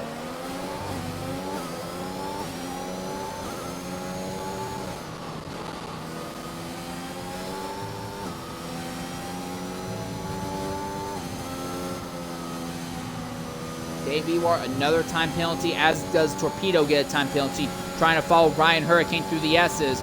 Raptor losing complete touch with the lead pack. For Raptor, he wants to try and go as many laps as he can on this set of soft tires, so that way he's not taxing the tires later in the race too much. The counterpoint, though, is that he's losing chunks of time by doing so. He'll stay out another lap, but has already lost 2 seconds on Torpedo in a single lap alone. Raptor has now become the slowest driver on the racetrack now. Torpedo, Ryan Hurricane, down the front straightaway. The Ferrari will easily move past the Williams.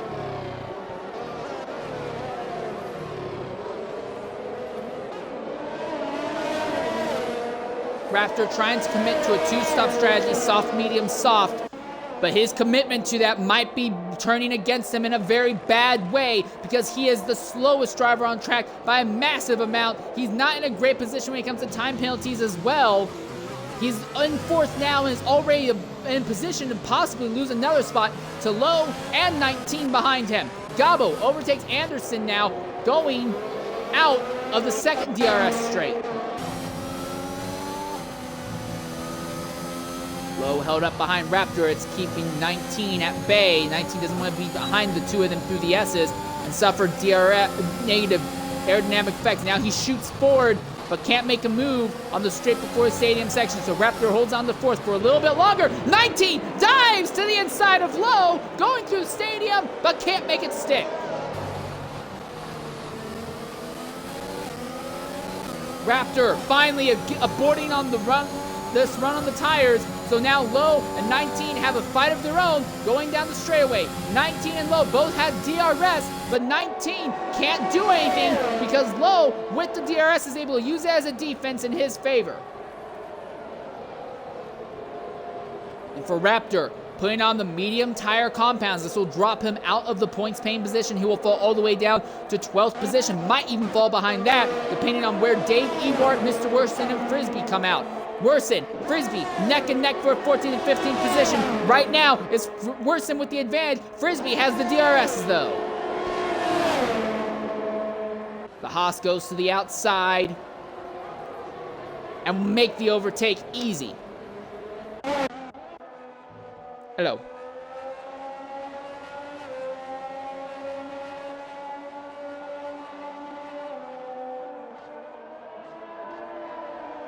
Hey, if you need to leave, like, you can go for it. I won't hold that against you.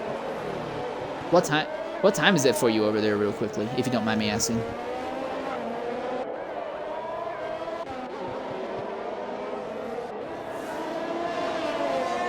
Wait, 3:32 in the morning? Oh, okay. Yeah, no, that's cool.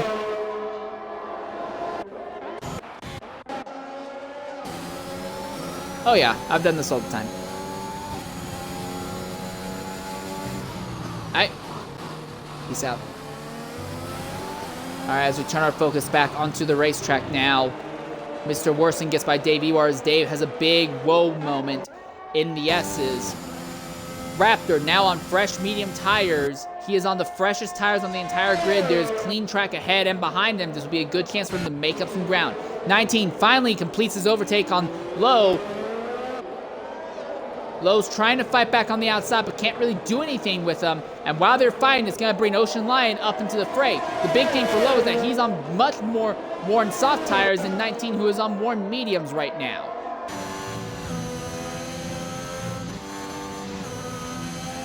This battle should be in 19's favor as they come out of the S's now. Lowe will have DRS on the run down into the stadium section, but he's not going to do anything. Yes, he does. He commits to a dive at the last possible second and slides the car in front. Outstanding job by Lowe. And now 19 is back behind him again, but 19 will be able to utilize DRS down the straightaway.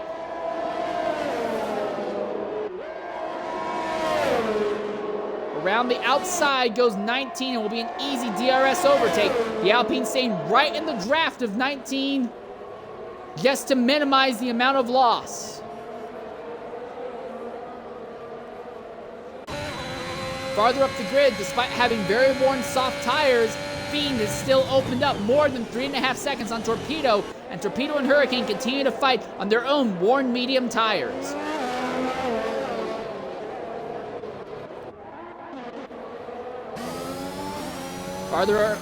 Farther back down the grid, Flavor is holding on to the last points paying position. 10th, Zola fighting back with DRS. He will make an easy overtake on the outside. Flavor's not even going to attempt to fight back for that spot. So now Zola finally back into the points paying positions once again.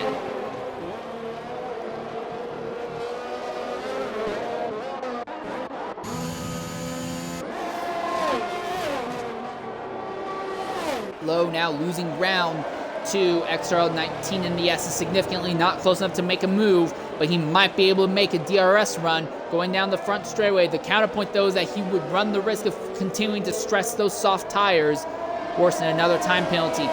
As the field now pulls onto the front straightaway once more. Lowe, great exit out of the final corner. He's down to 0.6, down to half a second. He's cutting the gap down. He's closing rapidly on 19, but by the time they get to the braking zone, is he going to be close enough? He looks to the outside, but not close enough to do anything there. There will be one more DRS straight that he might be able to do something with, though.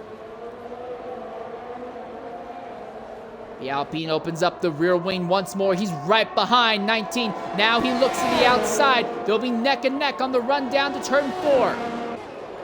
The Alpine has the inside. He'll deny it from the Williams. The Williams has to keep the outside line for 2 corners in a row, 3 corners in a row, but he's still making it stick. There's contact, and it's going down. And Fiend's out! And Fiend is out! Your race leader has just crashed out of the race!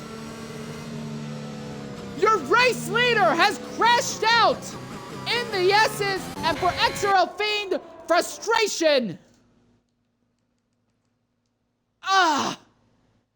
Frustration as he had a massive gap on the rest of the field, and a single car accident out of the lead puts the entire field under the yellow flag. For BCN, good news though, he'll be able to use this as a free pit stop. The bad news though is this will trap him a lap down because of where it happened. But Fiend leading the race, now out of it. And this will put the Ferrari of XRL Torpedo in the lead. All right, coming into the party now is XRL Fiend. Fiend, go ahead, include your audio. You were leading by nearly 4 seconds all on your own. What happened out there? Oh mate, I was loving life, and then I touched a curb and it just dropped. Goes into the wall. Try braking and it's too much speed. I'm dead. Not happy about it, but what can you do? Alright, well, you do have your teammate XR Low still out there. The Alpine cars seem to be very well dialed in throughout all of qualifying, regardless of the conditions. Seem to be very dialed in throughout the race. Do you think your teammate can bring home a victory, though, for the team? Hope so. Hope he can. Soft tyres are a lot stronger, a lot quicker than mediums, so hopefully. I'm not sure what tyres he's on actually, so let's have a gander. He's pitted and put on fresh mediums. He's fresh mediums. Okay. So, yeah, cars in front of him on like 13 lap old mediums, so hopefully he can push forward and get a podium. All right, so I do want to go ahead and ask this. Do you think you can rebound in 3 weeks' time when we come to Brazil? Brazil's a great track, so hopefully, yes. I'm not going to keep you in here any longer than you have to. I can already hear the deflation in your voice. Just don't do anything you'd regret after we let you go, mate. No, of course not. I'm going to enjoy the rest of the race, and I'm gonna cheer on my former teammate and my current teammate. All right, it's a shame to see you out, mate. You were putting on a great show out there, but thanks for jumping in and talking to us regardless. No worries. Thank you for having me on. All right, and we now turn our focus back onto the racetrack. Things are going to get really interesting here. Low and Ocean Lion on fresh medium tires. Everyone ahead of him on worn medium tires. Raptor's in that weird in-between where he has tires that have some wear on them, but not nearly as much as the leaders. The highest driver on softs, the only driver on fresh softs right now is Smoothie 25. He's 11th, and he also has no time penalties. For Smoothie, this could be wonderful for him. He could gain a bunch of time and a bunch of places if he times everything right. Flavor is back there in the 12th position on fresh mediums as well. Verti is on worn mediums. Dave Ewart is on fresh mediums. Starfish is on moderately worn softs. And I think he'll continue to really not factor into this race. Worsen, another accident under the safety car. And he had just put on a set of hard tires as well. So it's going from bad to worse for Mr. Worsen. For level 6 Beastian, he was trapped a lap down, but the game has gone ahead and given him the go-ahead to run away and try and catch up to the back of the grid. Now, this might actually put him in a position where he might end up overtaking Worsen, depending on how well Worsen is in pit lane. Nope, not going to happen. Worsen's already coming out of his box. But it looks like Worsen and maybe Beastian will both have a chance to catch the back of the grid. Worsen is going to put on worn medium tires. Beastian's still on these fresh hards. Beastian likely going to try and stay on this set of tires to the end of this race. As you look real quickly at time penalties, almost everyone has 3 seconds, but the top 3 drivers all have 6 to 9 seconds worth of time penalties. So this could end up being really interesting going forward. A lot of drivers with just one set of 3-second time penalties, making this race very odd, to say the least. But now, Worsen and Beastian going to try and catch the back of the field. Starfish still about 14 seconds out from Dave Ewart, as Verti and Dave now catch the back of the grid. So we should see Starfish catch the back of the grid by the time they get to the end of the straightaway.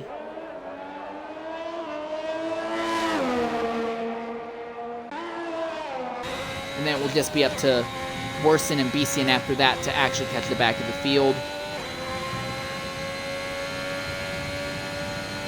Yeah, okay, so it'll take Starfish a little longer to catch the back than anticipated.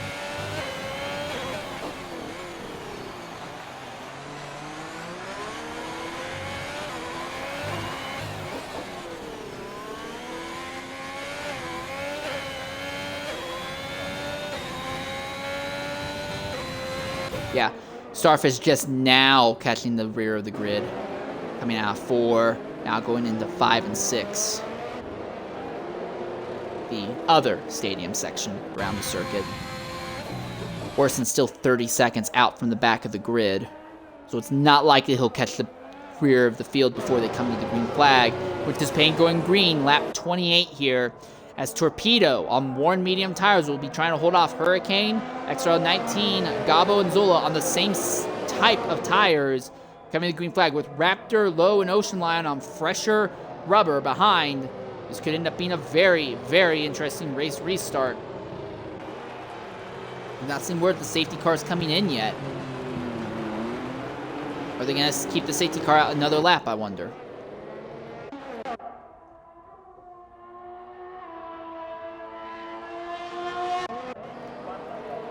Yep, safety car staying out another lap, so this will let Worson and BCM properly catch the back of the field. They both should be able to do it this lap. BCM now has a time penalty for track violations while trying to rush up to the back of the grid. That's not going to help him any.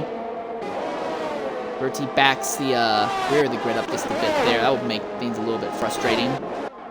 But here comes Worson now. He'll catch the grid going down the second straightaway, and Beeson should catch it a little bit after that. So we'll be going green lap 29. Still not halfway through your race here at Mexico.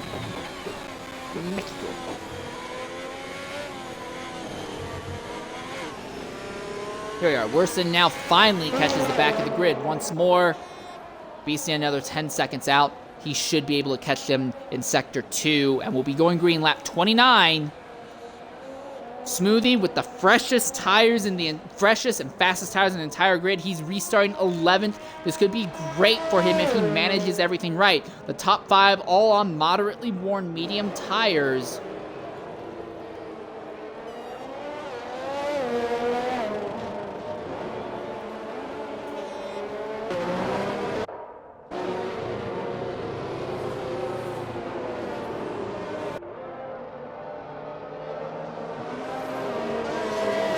So what can Ryan Hurricane and Torpedo do, fighting for the lead here?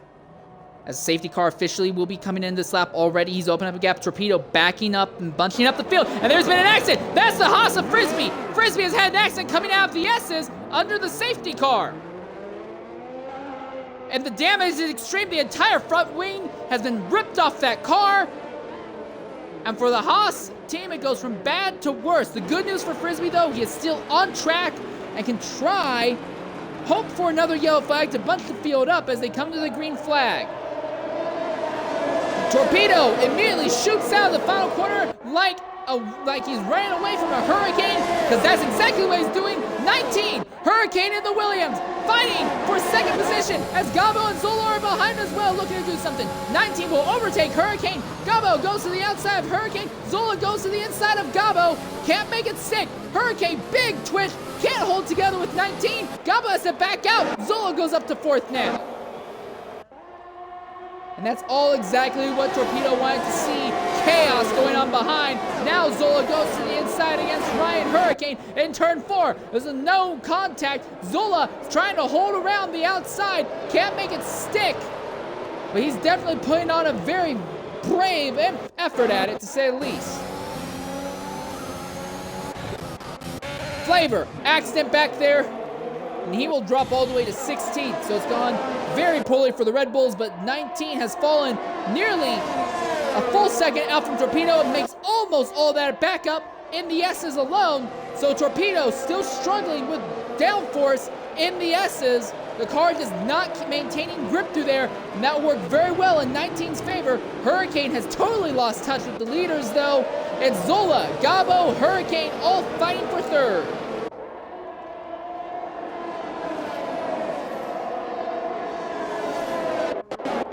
No DRS yet. Lowe was back there in the 7th position, running down Raptor. Right now, Lowe is on some very, very nice tires. He dives to the inside to get a draft off of Gabo. Gabo is going to have to defend against Raptor. Raptor, Gabo side by side through 2. And now come out to the back straightaway. They both lost a lot of time. This could be a good chance for Low, but Low does not have the power down that he needs. Raptor fighting to the outside of Gabo now in 4. If he can make that stick. Oh, look at that. It's Mr. Anderson coming around the outside trying to get by. Low can't make it stick though.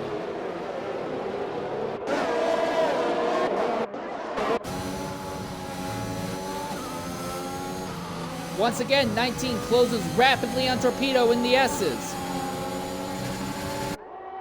It will be an easy overtake going into the stadium section for XRL 19, or will it? No, he does not commit to the line properly. Torpedo will hold him off for a little bit longer. We're anticipating DRS will be enabled this lap, so Torpedo will have his last chance to hold on ahead of 19 without having to do some DRS shenanigans. Yep, there's the word, DRS has been enabled. Gabo there behind Zola. Both of them, though, have lost touch with Ryan Hurricane, who's kind of in a no man's land by himself now. 19 behind Torpedo, can't do anything himself. And as now, Smoothie has moved up to 9th. He's now looking around the outside of Mr. Anderson. And with those fresh, soft tires, Smoothie now up into the 8th position, putting his focus on Low farther up the grid as Low continues to stalk Raptor. Not able to do anything, though. 19, Torpedo fighting for the lead. 19 got alongside Torpedo at the end of that second straightaway, but couldn't make it stick through turns 4, 5, and 6. Through the S's, this is where 19 is at the strongest, though, and it'll have DRS going into the stadium section. This should be an easy overtake for the Williams on the Ferrari. Down to 2/10, less than 2/10. He looks to the outside, does not commit to the move, though. He'll wait until they get to the main straightaway. They're both far enough away from Hurricane that Hurricane should not play a role in this fight for a lead, at least not yet.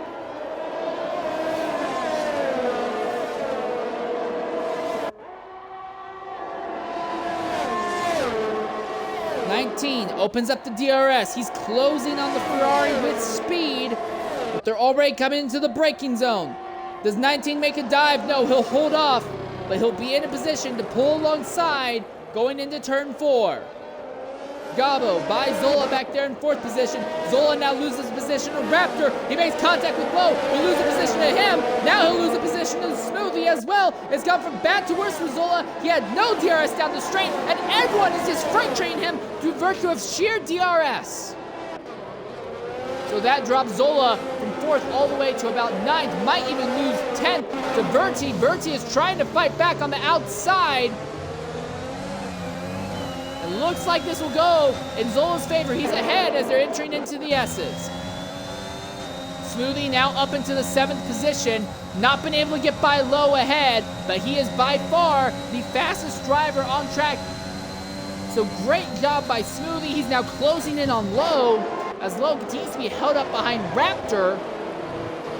And Raptor's actually closed in just a bit on Gabo, so he might be in a position to fight with Gabo for a position now. Now at the lead, Torpedo again, now he has 7/10 on 19, 8/10 at the line, and continues to open it up. Now 19 starts closing the gap down using DRS. But for now, Torpedo seems to have a good grip on the lead of this race. Raptor coming to the outside of Gabo, and with DRS will be an easy overtake for him. So this means that Low should be able to get by Gabo, because Gabo will not have DRS on those subsequent straightaway either. Negative. Low not able to keep up with Gabo. As Verti finally gets by Zola. As again, Zola no DRS. And it's going to leave him open to attack from Ocean Lion as well. Zola fighting with Verti, keeping the AlphaTauri trapped on the outside. So now Ocean Lion squeaks to Verti's inside. Will not maintain the position though. He wants these two drivers ahead to fight it out because Lion has fresher tires. He wants to see the two of them burn their tires to the ground.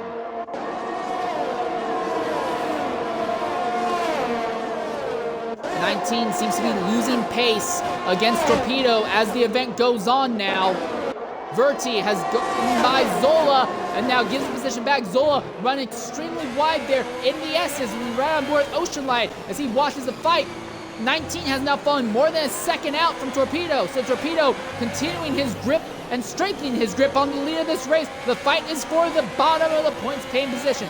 Zola over Verti over Ocean Lion.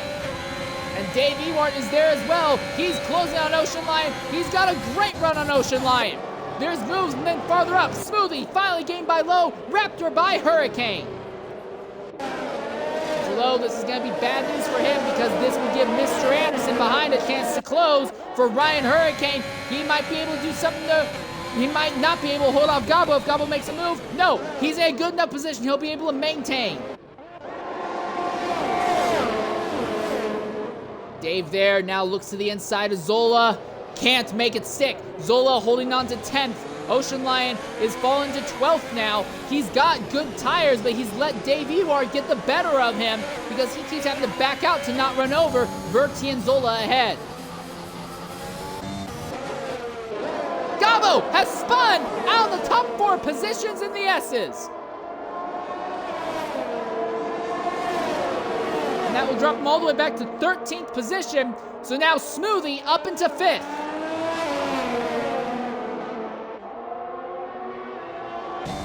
Now Gobbo falls to 14th. Excuse me.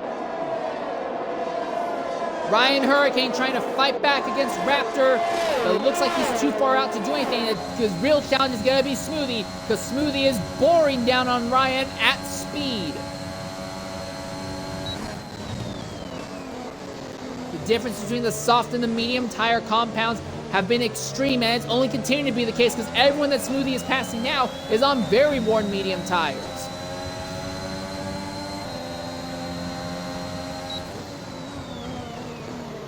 '19 has fallen to the clutches of Raptor, but Raptor's not done anything with him yet. Zola back there in 10th, trying to get back by Dave. He dives to the inside, and they make contact, and they spin! And Zola, with a very, very ambitious dive bomb, dives into Dave Ewart, has compromised Zola and Dave Ewart's race. Zola falls to 11th, Dave will fall to 13th, now fall to 14th. And that will likely get submitted to the stewards post-race.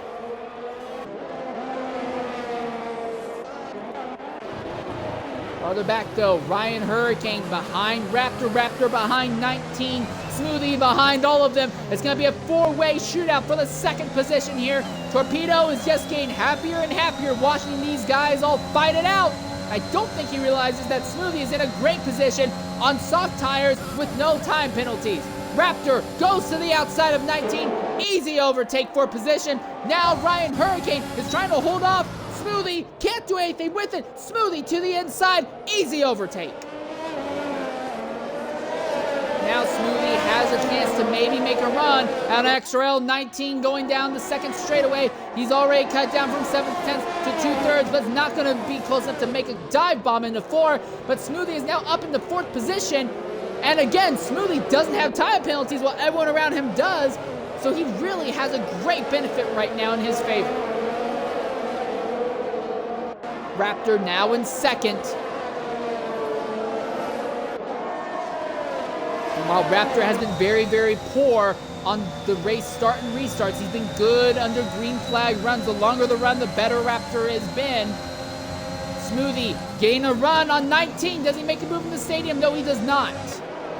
He'll hold off for a little bit longer, but 19 is now more than a 2nd away from Raptor, so this should be an easy overtake for Smoothie going down the main straightaway. The big thing for 19 is that there's going to be Hurricane and Low behind ready to make havoc for him.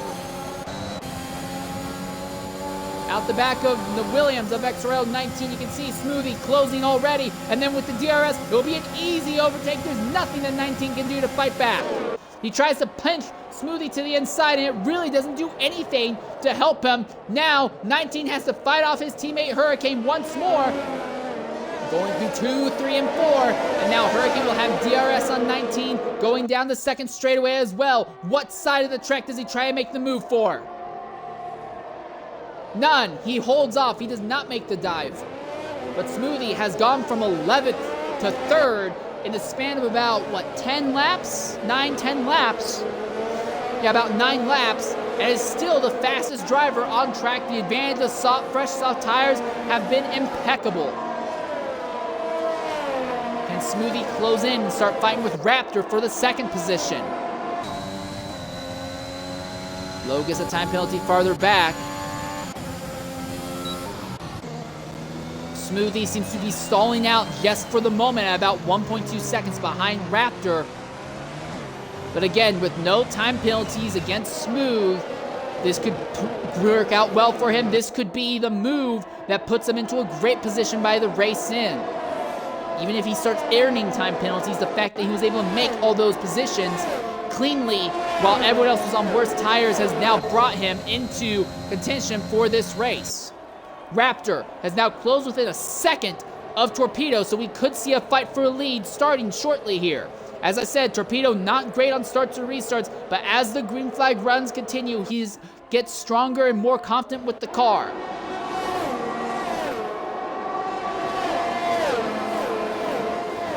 I think Smoothie has burned off the best of those tires, getting from 11th to 3rd, but it's been an outstanding drive by his part. Now, 19 is using Smoothie to get DRS off of him and defend against his teammate Ryan Hurricane.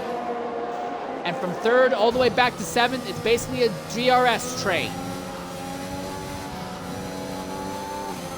Torpedo earns a time penalty ahead of Raptor. Oh, and 19 spins! And 19, who is running in the 4th position, spins and will fall to 7th. Will lose that as well to Verti. He'll go by him for 8th. Or maybe not. No, Verti's not fast enough to get by him for 8th. But that secures Ryan Hurricane's position for 4th for a little bit and puts Smoothie in a good position. The fight, though, is for the lead. Raptor 9/10 out from Torpedo and closing bit by bit every lap. Now down to half a second. With no closer at the end of the back straightaway, he'll be in a perfect position to make a simple DRS overtake down the next straight. Lowe has overtaken Hurricane now.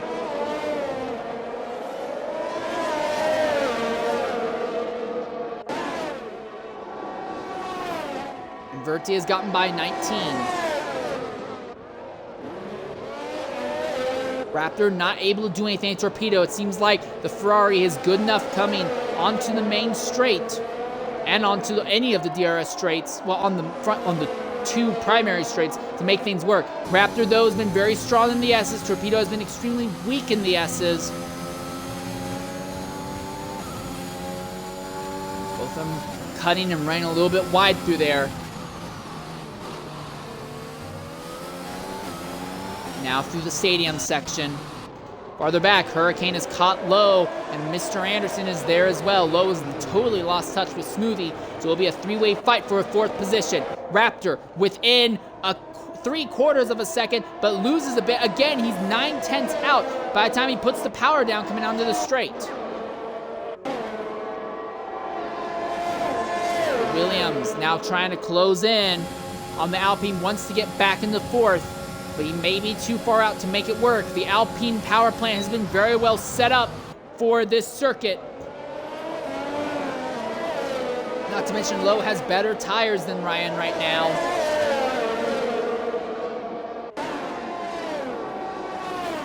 (19) another time penalty as he's running back there behind Verti. As Gabo gets by Flavor for 11th.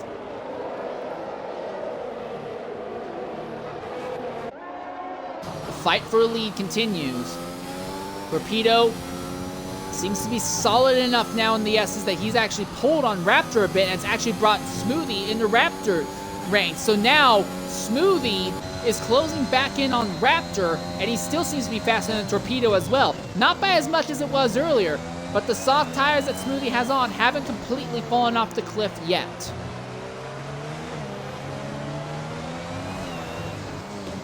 Raptor more than a second out from Torpedo, so he will not have DRS, while Smoothie will have DRS on the McLaren. Now they come onto the straightaway. Smoothie within 6/10, now within 5/10, within 4/10. He's got a lot of speed. It will be an easy overtake against the McLaren. He throws himself up to the inside. Smoothie now up into 2nd position. And only a little bit more than a second out from Torpedo as well. And he will have DRS on the 2nd straight as well. So Smoothie might still be in contention to try and steal the race lead from Torpedo. Frisbee now gets by Gabo for 11th.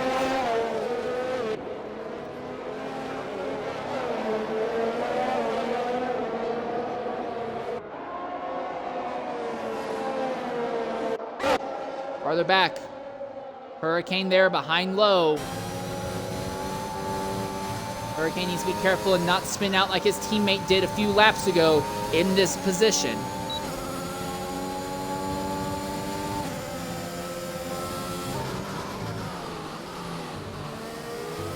Nothing that Hurricane can do right now, it seems.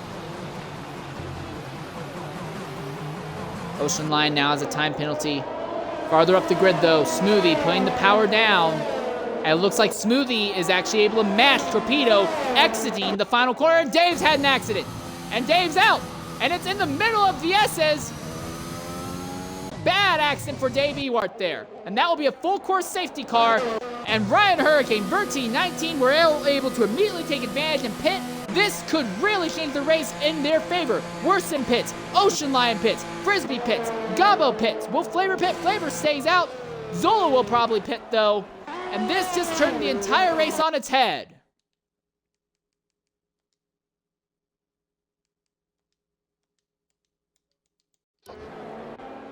And for Smoothie, frustration because he was in a great position, and now he has to hope that Torpedo doesn't back him up and that these lead cars can get around to the pit lane fast enough that they're not going to lose a bunch of time when they pit. Hurricane's going to be in a great position because he has soft tires on. The counterpoint, though, is that everyone's going to have to stop at least one more time today, though.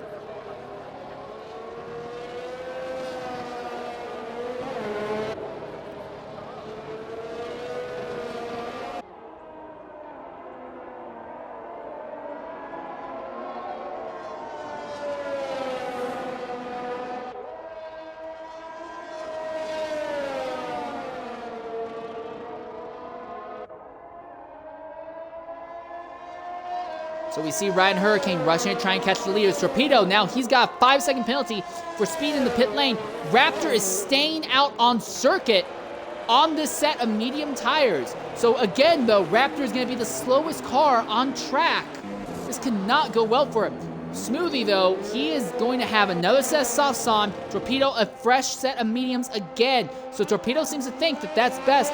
And Beastia now has to do a drive-through penalty for speeding under the safety car. So it goes from bad to worse for Beastian. But Raptor in the lead, but on excessively old medium tires. And now Beastian has another drive-through penalty for speeding under the safety car. What? Why? He's just trying to catch up to the back of the grid. Retarded game.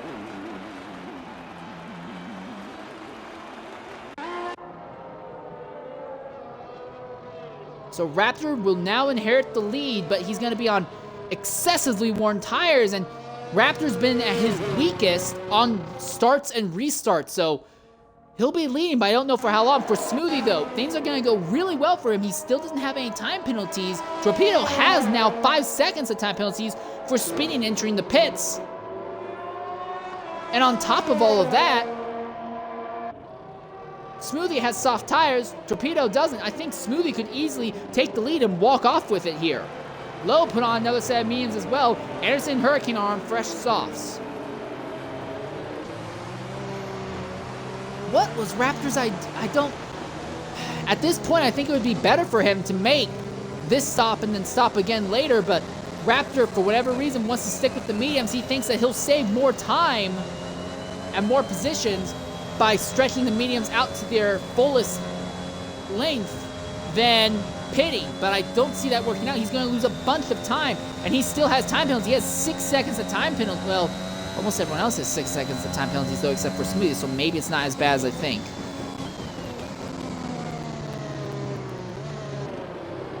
But we're under a long safety car period. It's going to take a while for Beastian and Starfish to properly catch up to the back of the grid here.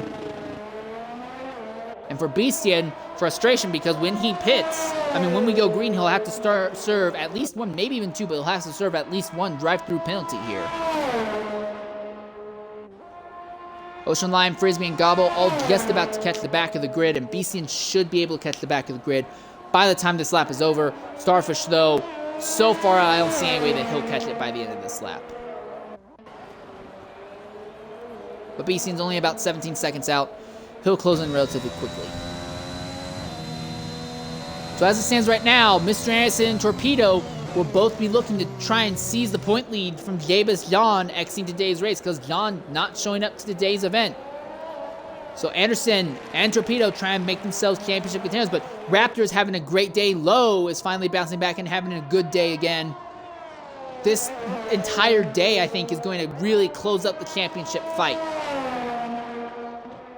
In the Manufacturers Championship, though, it's going to be a little bit more iffy because Ocean Lion has fallen back out of the points.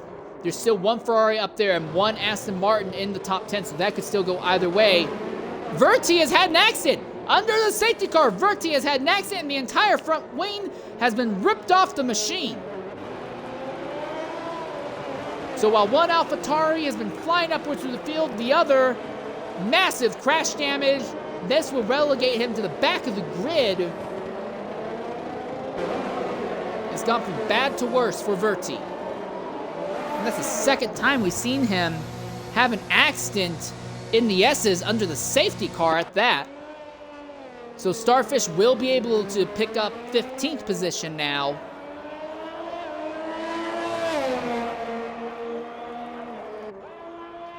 Will Verti have enough time to catch up to the back of the grid?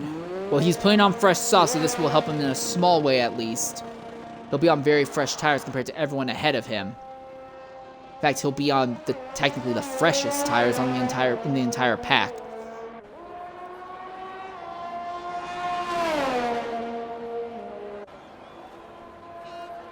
So coming to the green flag, Raptor has not been very good on starts or restarts, and to add on to all that, he is on very worn medium tires. Drivers behind him are on relatively fresh mediums or softs, all the way down to 6th.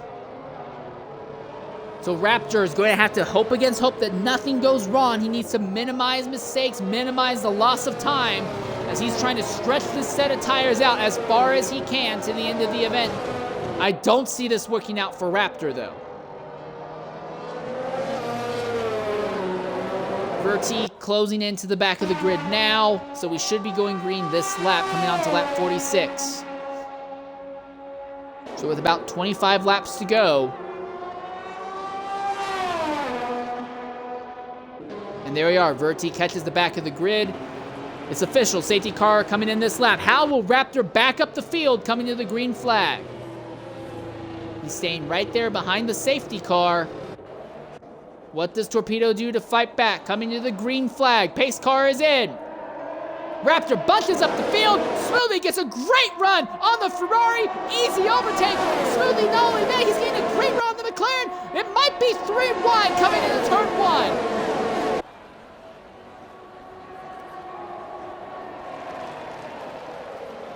And that was a very smooth overtake by Smoothie for the lead.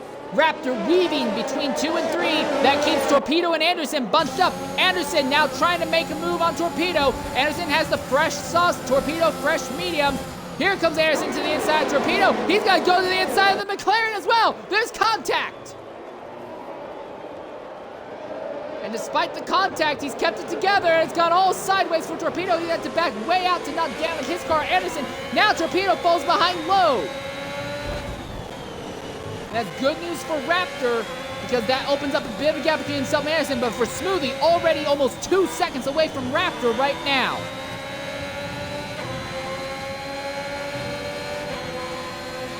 Torpedo coming back on Low, but will not make a move going into Stadium.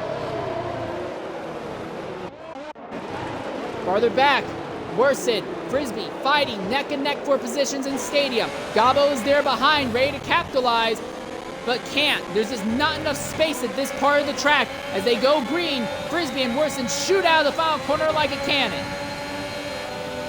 Frisbee right there behind the Alfa Romeo. They have the same engine, so it's going to come down to who has the better braking, who has the better line going into the final corner. Worsen defending the inside boldly.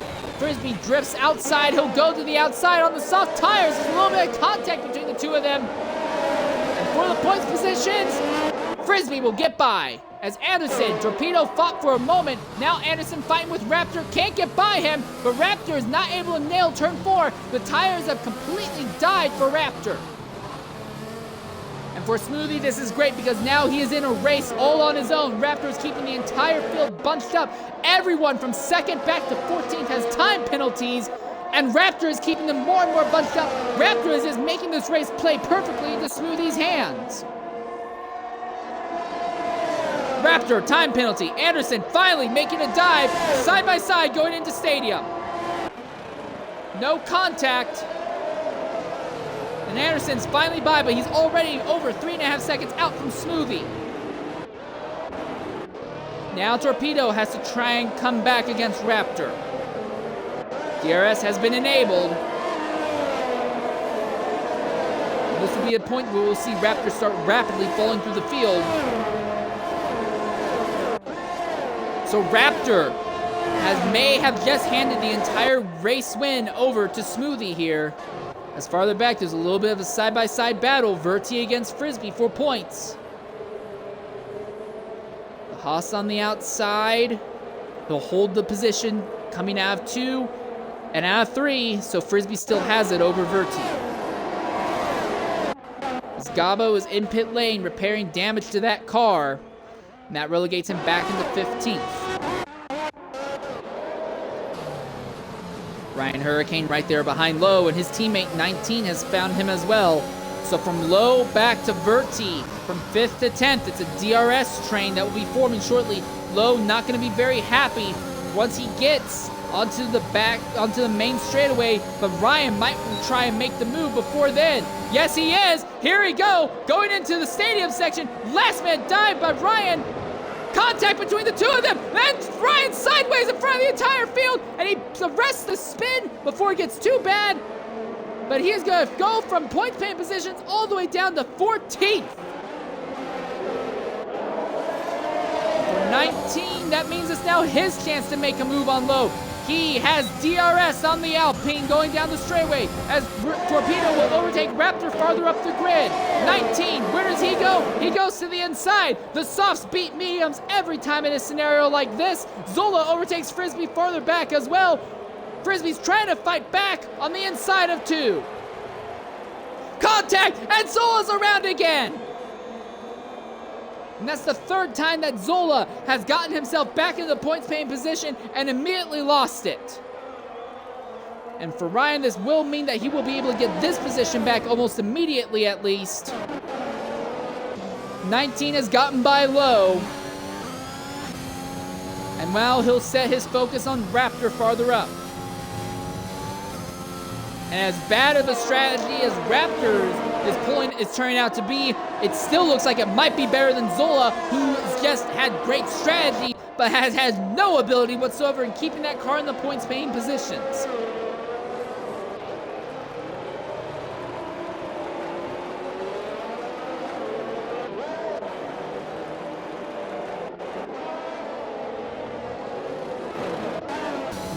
Now is close enough to Raptor. Raptor has crashed coming into the pit lane. And that's it for Raptor.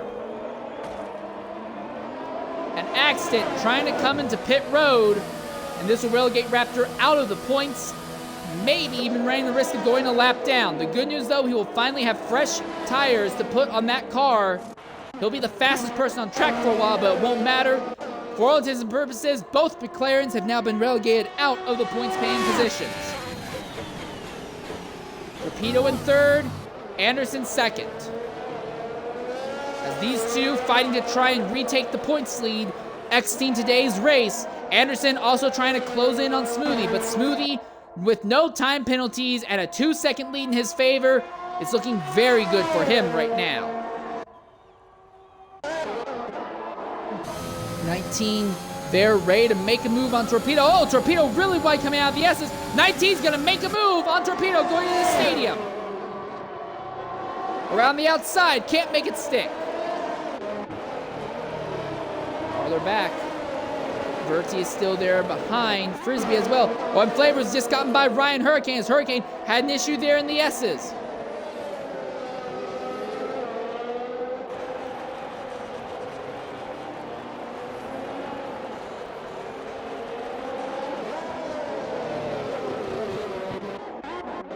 19 gets by Torpedo with simple DRS overtake. Nothing that Torpedo can do to fight back. Farther back, the same thing between Verti and Frisbee. Zola is in the pit lane now. They have to repair the front.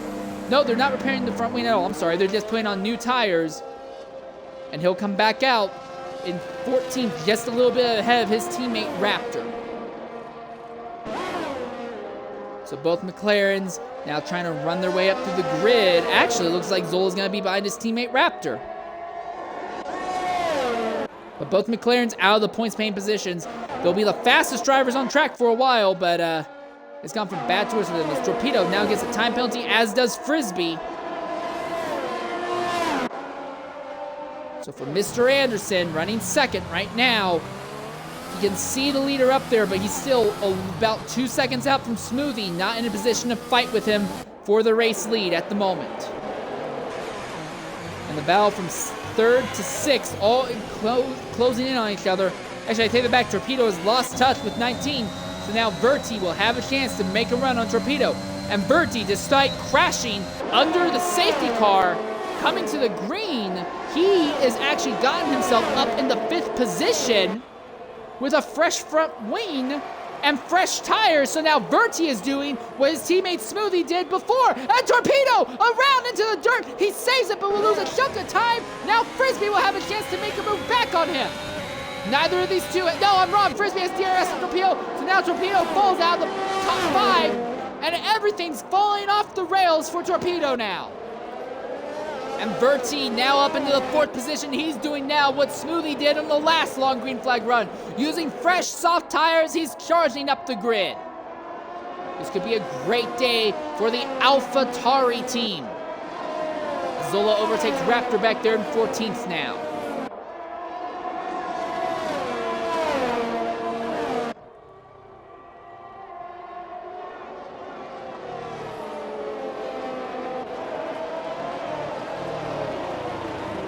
So Zola and Raptor are going to try and make that set of soft tires last 20 laps to the end of this race. I honestly don't think they can make it work. As Gabo gets by Elf and Starfish now. Starfish losing time, losing pace significantly. His teammate Frisbee in the points, Starfish not even close. As Torpedo is in the pits now. They're replacing the front wing, damage to that car, as 19 gets by Verti going down the main straightaway. So DRS still works against Verti for the moment. The fight for 3rd is still very much alive.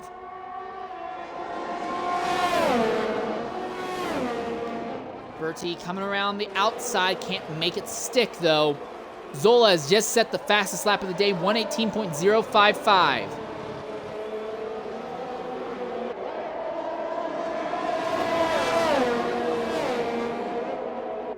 As Zola and Raptor both gotten by Torpedo, as Verti of Torpedo making his stop. Anderson, another time penalty, and he's lost a bunch of time to Smoothie as well, so Smoothie continues to hold a firm grip on this race. Oh, 19 steps out. And now Frisbee is there, and Frisbee's being held up by 19.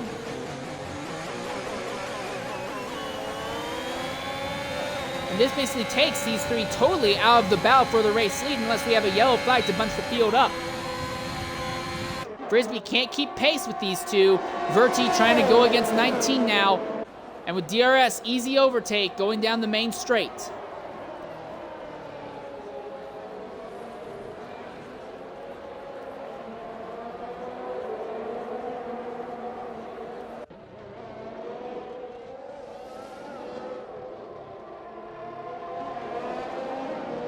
Frisbee still has DRS, but even with DRS, the Haas is just not good enough to do anything. But Frisbee trying to bring home another round of points for the Haas team. He seems to be the only driver to really be able to do that with any level of consistency. Torpedo's actually just gotten by Raptor, granted with the DRS assist, but Torpedo's gotten by Raptor for 13th. Also, Torpedo has slightly fresher softs as well. So he could be in a position where he'll upset the McLaren's day, and he might have the speed to charge into the points-paying positions.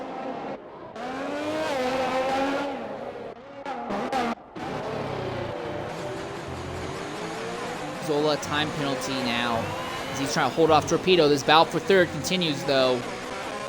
Verti on slightly fresher tires, and Verti's coming to the pits. There must be damage on that car. This means that 19 will be able to hold off, inherit third and hold off because he'll have DRS. He was still behind Verti when they went by the detection zone. For Verti, already coming back out onto the circuit on scuffed soft tires though, so these tires are not that great, but he will be coming back out in the 10th position. He'll lose to Flavor. Or, nope, Flavor's not quick enough. Flavor's not going to overtake Verti, so Verti will be holding on to 9th position. And he has fresher tires than almost everyone behind him, so I think Verti will be able to hold on to this probably to the end of the race. Might actually gain some positions later on. Torpedo has now gotten by Zola with DRS and fresher tires. Zola's fighting back, but here we go. Torpedo, much better exit of 3. Drag race, no DRS for the McLaren, DRS for the Ferrari. So it looks like it will be an easy overtake by... No, Zola's still fighting back on the outside. Not giving him any quarter.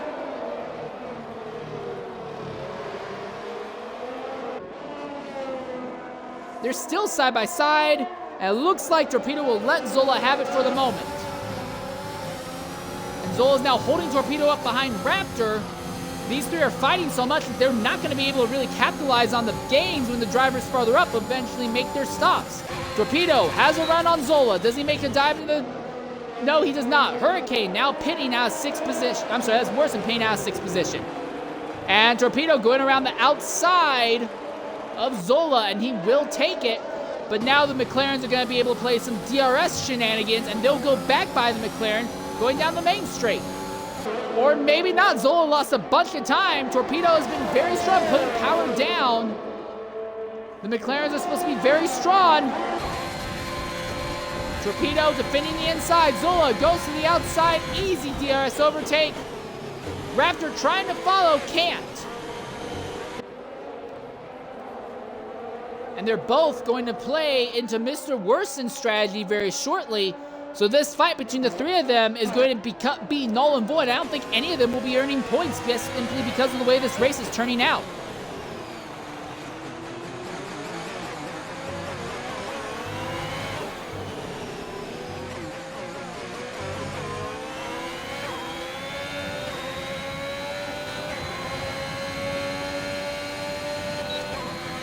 Frisbee trying to close in on XRL 19 using DRS. 19 defends the inside. Frisbee goes to the outside. And the Haas will take the position of third now.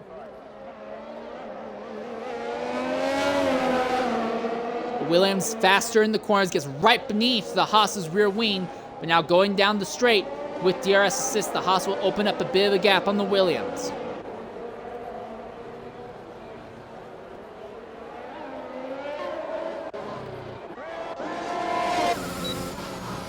Hurricane there behind low, but not in a position to do anything. And Torpedo gets back by Zola now, using DRS down the straight. And now Torpedo, if he can click this lap off really well, he could get DRS off of Worsen and use that as a defense against the McLarens behind. Gabo finally gets by Flavor now. Flavor's been on this set of tires for 31 laps. Torpedo needs to close in on Worsen, start getting DRS off of him so he can try and hold the McLarens behind that are behind him and keep them behind him. Hold off the McLarens behind him, basically, is what I'm trying to say. Farther up the grid, though, Verti within a third of a second of Ocean Lion. And 19 has pitted out of the top 3. So 19 pitting with 17 laps to go. Where will that put him in relation to the rest of the field? New tires on. Ocean Lion, Verti fighting. They'll both overtake 19 as he's still in pit lane. Looks like 19 will come out 8th. Verti overtakes Ocean Lion now. Lion on medium tires that he's probably going to try and make go to the end of the race, as is Low.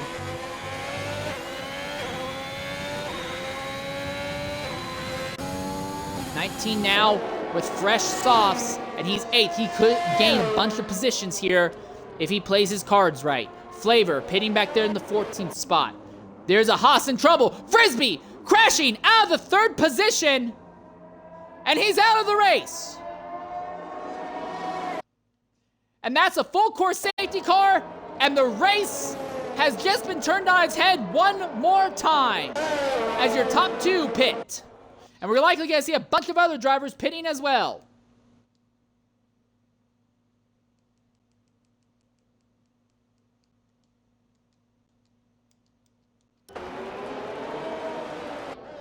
Smoothie Anderson, though, were so far ahead of the rest of the field, they don't even have to remotely worry about losing their position.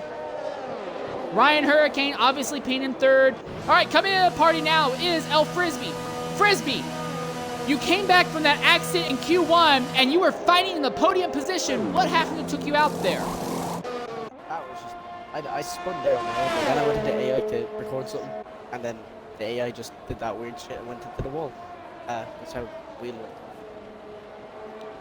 The race was going well for the first thing, and I broke my wing off Raptor. I got the restart. The Haas has no straight line speed. They go everywhere you can. And the races went from shit to Alright, well, it's needless to say, it was fascinating watching you drag that Haas back up through the field.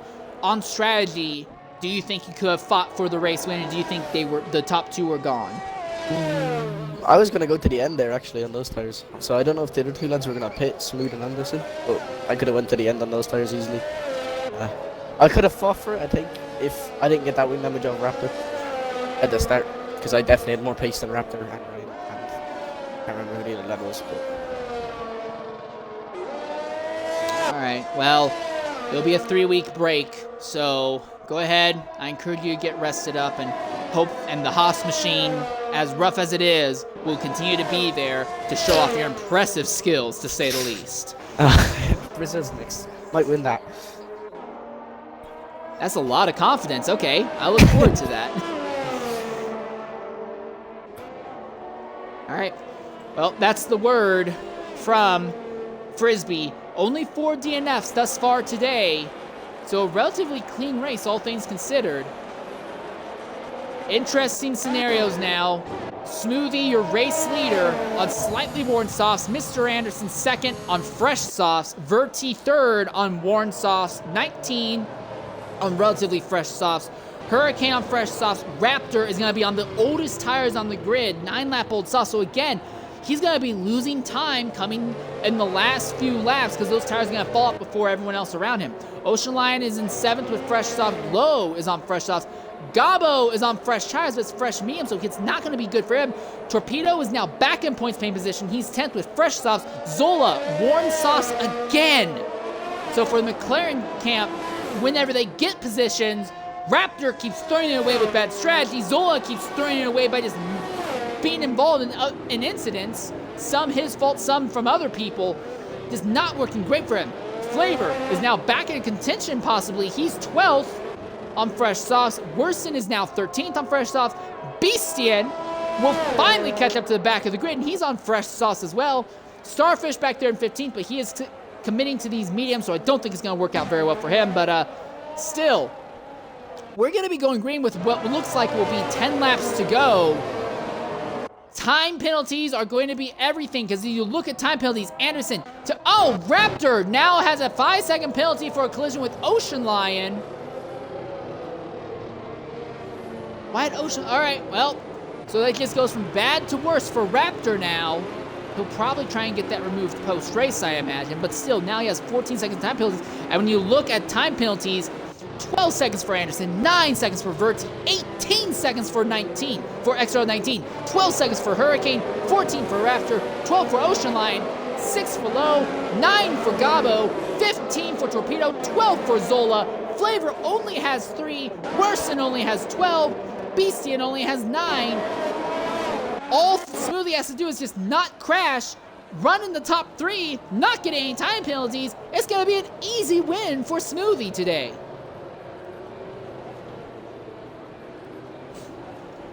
But the fight from second on back is going to be crazy because who knows how many other time penalties are going to be earned.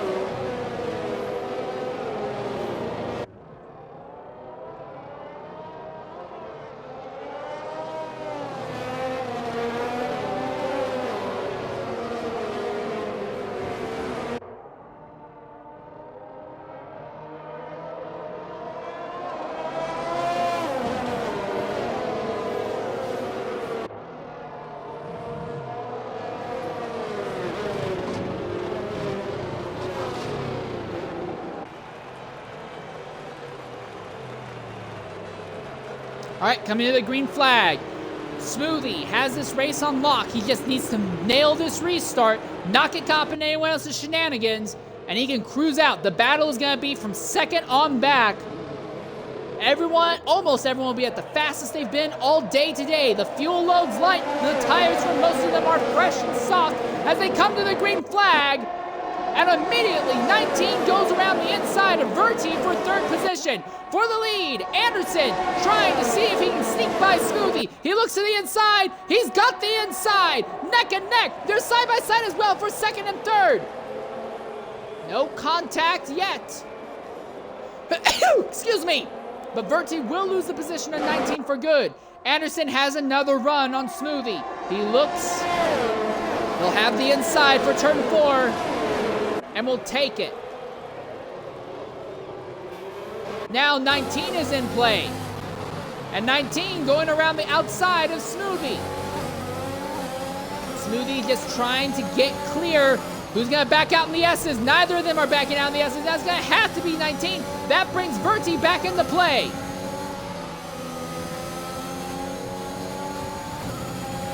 And Verti now has to back out.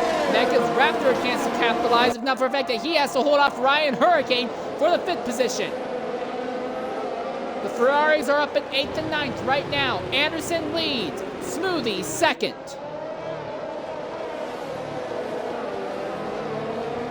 So for Anderson, if he's going to win this race, he needs to start pedaling hard. He has a bunch of time penalties, 15 seconds, which he needs to open up 15 seconds of time over Smoothie. 19 is going to make it a little easier because 19 is fighting with Smoothie right now.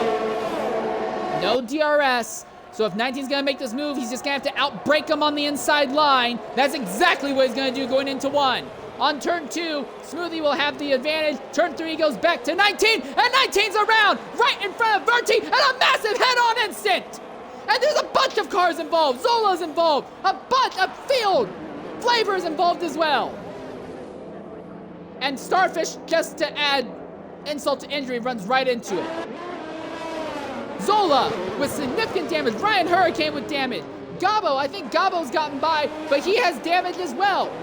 And the race goes, and now Gabo has a time penalty for a collision he's had with Ryan Hurricane. So 19 and Flavor out of the event. And now Starfish has been disqualified.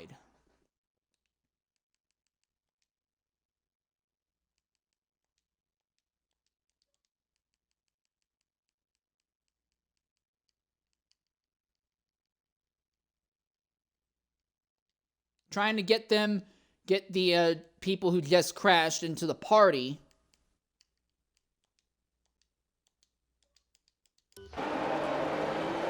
Now we are down to only 12 cars and another full course safety car. This would be good news for Raptor, but he chooses not to pit under the safety car. But Torpedo did, so now Torpedo is putting on fresh soft tires. Ocean Lion's paying as well. Mr. Worsen is staying out. Gabo is paying. All right, coming to the party now is XRL Flavor. Flavor, go ahead, include your audio. Big accident there. What happened? Flavor, can you hear me? Yeah, Flavor, make sure your audio is included. Massive accident there. What happened?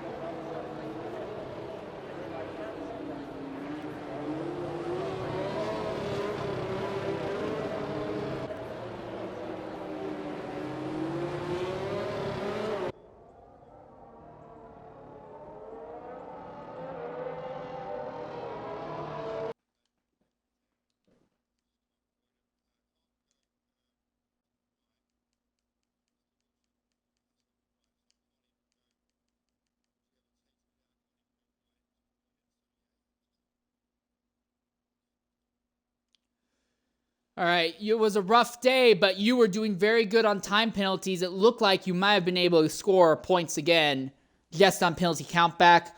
So now I have to ask, do you think you can recover in 3 weeks' time once we go to Brazil?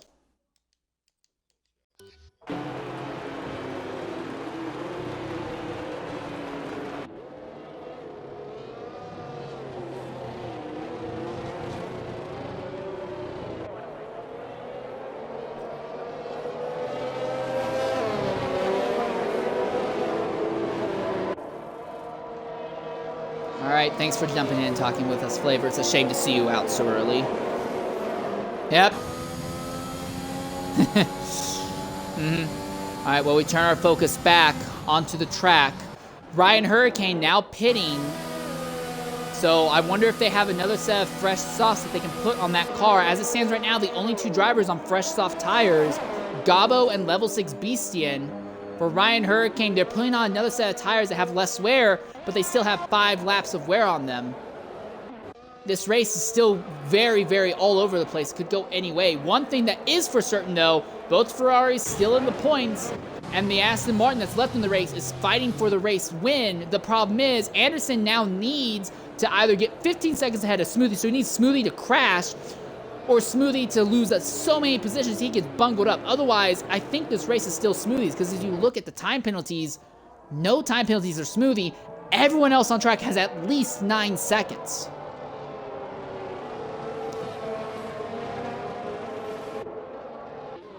Well, the field's almost all gathered up. Ryan Hurricane's only about 10 seconds out and is closing out of a respectable clip, so we could be going green on lap 66. If we do, they'll be going green with 6 laps to go. So we're going to go green with another 5 or 6 laps to go. Hurricane's just about caught the back of the grid. Yeah, he's caught the back of the grid now. So will we be going green? Yes, safety car coming in this lap. So going green with 6 laps to go. Anderson leads, but he needs bad luck to befall Smoothie if he wants to take this race win. The good news for Anderson, though, is that his current rivals in the points, one of them didn't even start. The other one is buried back there in the 7th position. So Anderson looking to walk out of here with the points lead again. Coming to the green flag. Anderson puts the power down, opens up a good gap. Raptor immediately overtakes, and there's incident. Low crashes coming into the pits right at the start of the race. And one of your championship contenders out of the points immediately. Worsen over Torpedo on the outside, trying to make it stick. Can he? It looks like he will for the moment. There's contact. And now Worsen falls behind. He's going to back up Zola. Zola now has to contend with Gabo. Gabo on the freshest, fastest tires on the entire grid has nowhere to go. Ocean Lion back there in 9th position. He has the oldest tires on the grid. He's just trying to stay in point pay position. Can't even do that. He runs off circuit to not hit Ryan Hurricane. Smoothie 1 second out from Mr. Anderson right now, with Verti, his teammate, behind. Gabo gets by Zola now.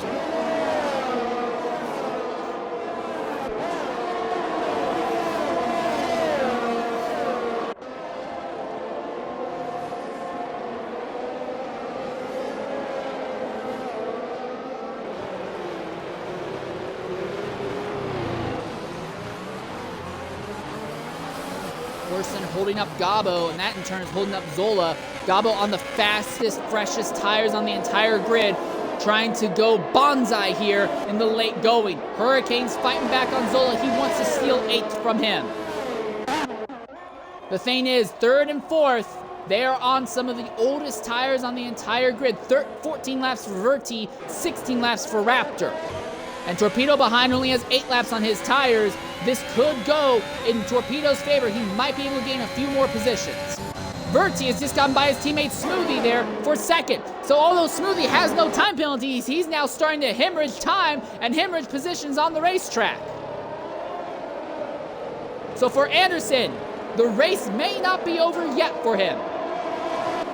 Ocean Lion now has a 3-second time penalty for track violations. He's hanging out in 10th right now, but has lost touch with the drivers ahead. He's just trying to stay in points-paying positions. Hurricane is there behind Zola. Hurricane on slightly fresher rubber.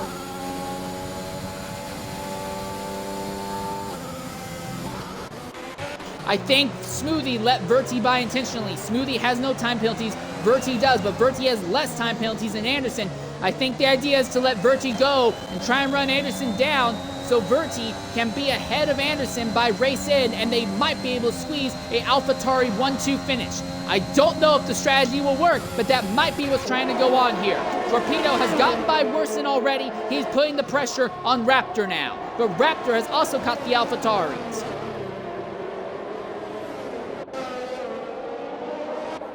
Gabo is there in 7th, behind his teammate Worsen. No DRS yet, that will come next lap. But both AlphaTauris looking to walk out here with a potential good points day.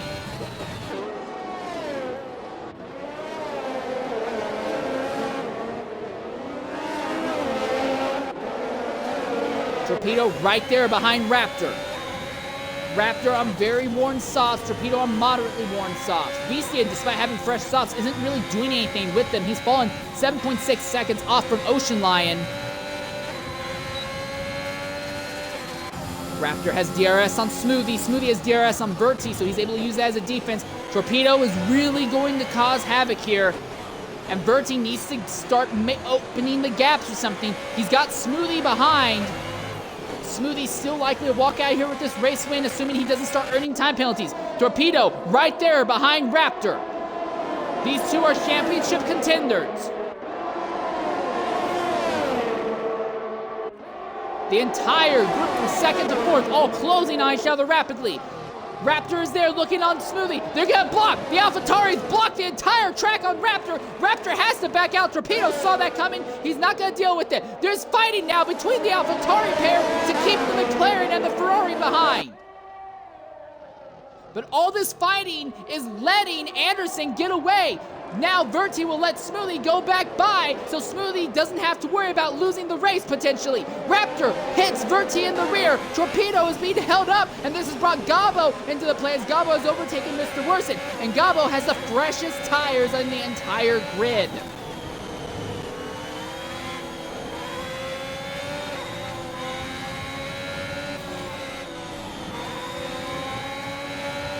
Gabo now right there behind Torpedo, looking to make something happen. Farther back, Zola behind Worsen. Not able to do anything yet to him. But it's getting chaotic out here and getting chaotic fast.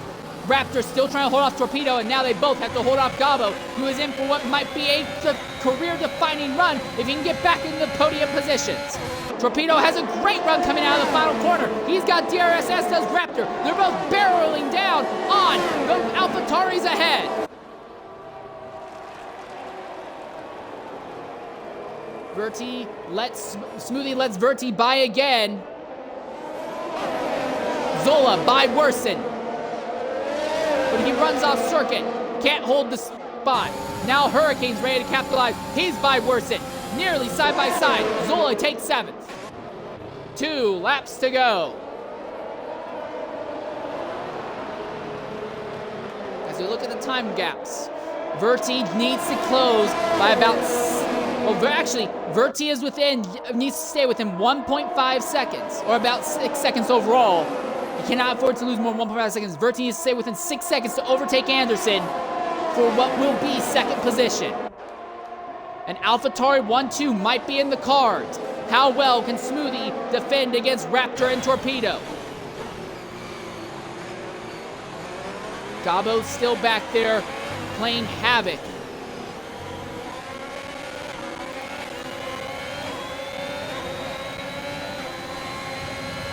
Torpedo, once again, very good putting the power down, but he's lost most of his pace on Raptor. Raptor closing in on Smoothie, but Smoothie has DRS himself off of his teammate Verti. Raptor to the inside.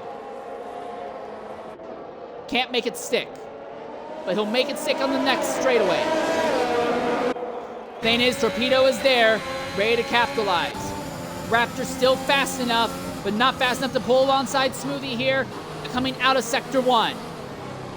Verti needs to stay within 6 seconds to overtake Anderson. It is the last lap of the race. Mr. Anderson out front. knows that the win's not in the cards, but he's trying to stay far enough ahead of Verti to hold on to second and help him the most that he can in the championship. He needs to pull over 1 more second ahead of Verti right now. This is the last lap. Gabo is there, can't make any move. No one seems to be able to make any moves. The entire grid's gonna be really shuffled up like mad coming across the line. But one thing seems to be for certain. It looks like it will be an AlphaTauri 1-2 finish for Smoothie and Verti. Anderson crosses the line, but it will be Smoothie winning, Verti second, Mr. Anderson third, Torpedo fourth, Worson will come home fifth, sixth will be Raptor, seventh will be Brian Hurricane, eighth will be Zola, ninth will be Gabo, 10th will be Ocean Lion, and BCN will come home 11th.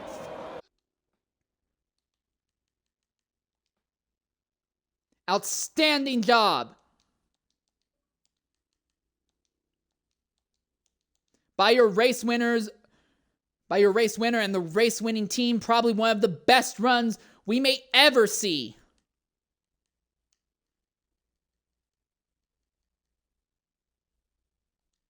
As we are still running under the safety car right now. Come on, I want to get everyone in the podium, in the party. Okay, now coming into the party right now is Smoothie 25 and Mr. Anderson going to try one more time to get Verti into the party before we start up interviews.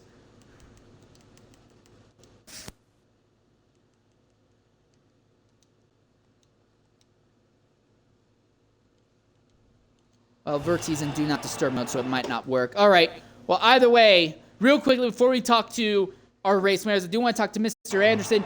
Anderson, outstanding job with the points leader not showing up today and you coming home third. Once again, you're the points leader. Good job. Come on, man. You got to think that you're a serious championship contender now, right? I wish I raced USA now. I should have done it. Daft not to. Told you so. I know. But yeah, today was like right at the start. It was an absolute mess. Mediums were a mess. Done my wing in, had to pit. Was right back at P. I think it was 15 or something. Safety cars got back. Had a lot of fuel. Finished with like 7 laps over fueled. But yeah, time penalties done me. But I'm happy with P3 at the moment. All right, well, now I have to ask, do you think you can seriously win the championship now, considering once again you're leading the points? It depends. Everything can change. I mean, if I keep racing and not just going, I can't be bothered, then there's a good chance. Because I'm doing well if I win, I do race, so yeah. All right, also, the other thing I want to say is that although it was only one Aston Martin that finished in the points, you came home third while the Ferraris, one got fourth, one got 10th, so good job helping your team in the Manufacturers' Championship as well, closing the gap by a small amount. Yeah, it's decent to just get points and help Aston a bit more, try to get up the table, but yeah, it's decent. It was a good race. It's just a shame the penalties for me. Like, I would have got Vertex. I think he beat me by like 6/10 due to time penalties, which is a bit of a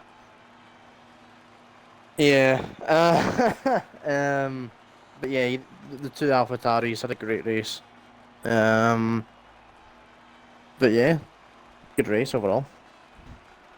All right, well, good job, Anderson. And now I want to talk to the man who I think is driver of the day, the man who took home the win today, Smoothie 25. Smoothie, make sure your audio is included. Yep.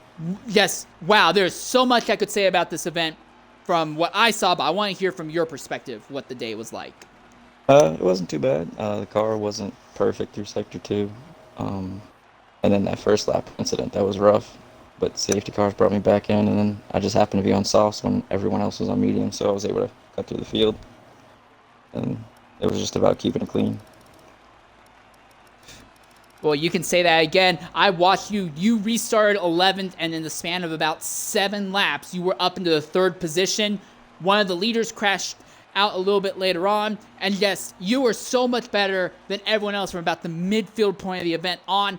And you did it all without earning time penalties. Honestly, this is probably one of the most impressive drives I've ever seen. You didn't even start in the top 10 positions. You were caught up in those first lap incidents. And what you did was absolutely outstanding. Like, I cannot believe what I saw you put on today.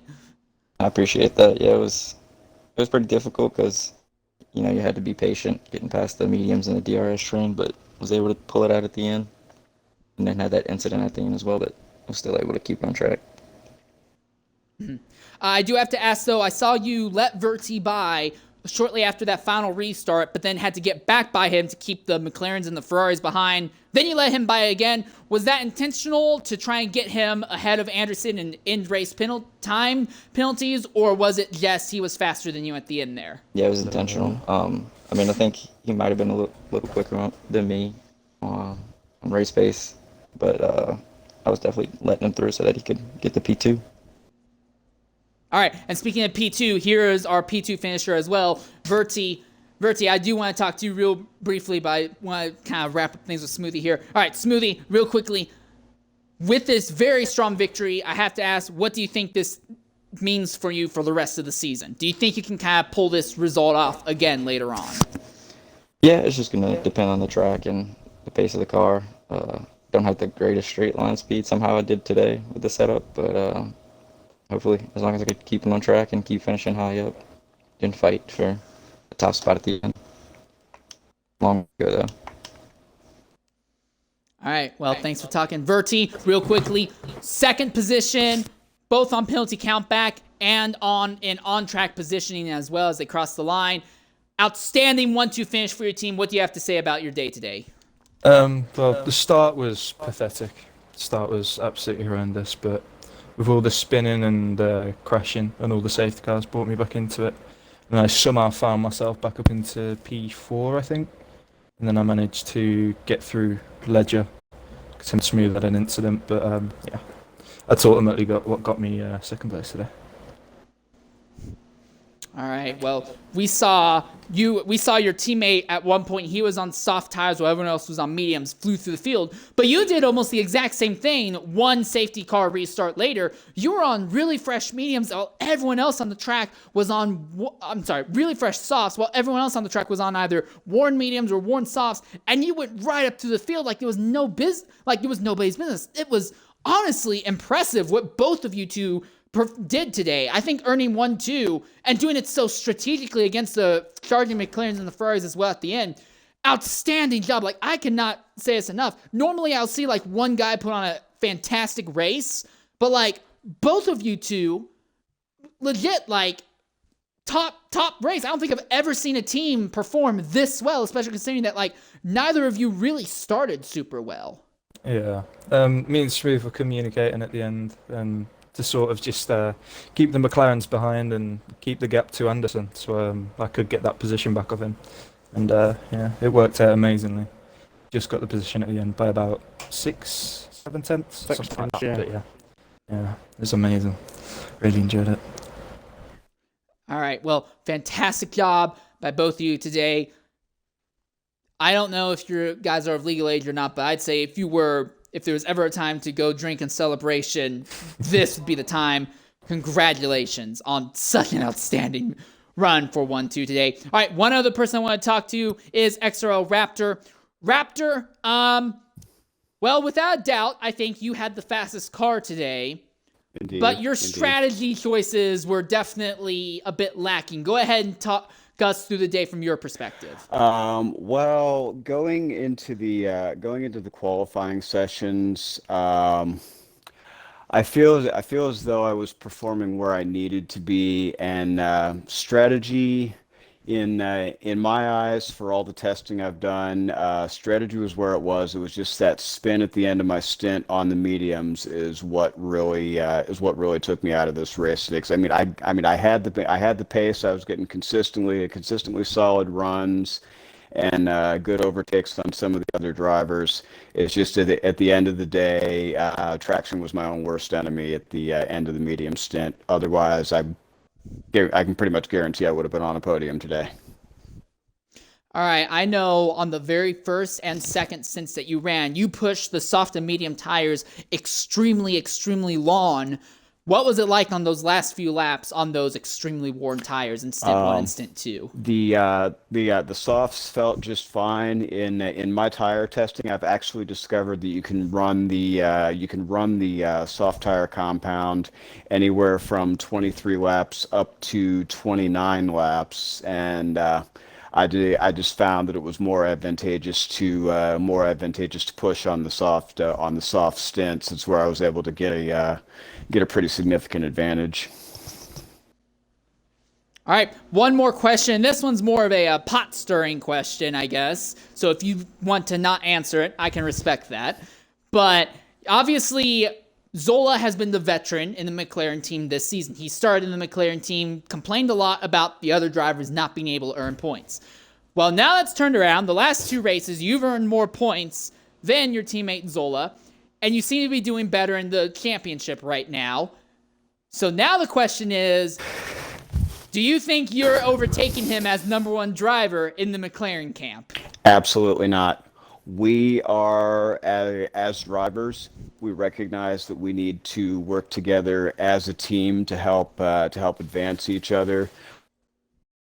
So masterful at that today, creating situations for me to help advance me through the field, and I the same for him. And that's how good teammates need to function. It doesn't matter who scores more points.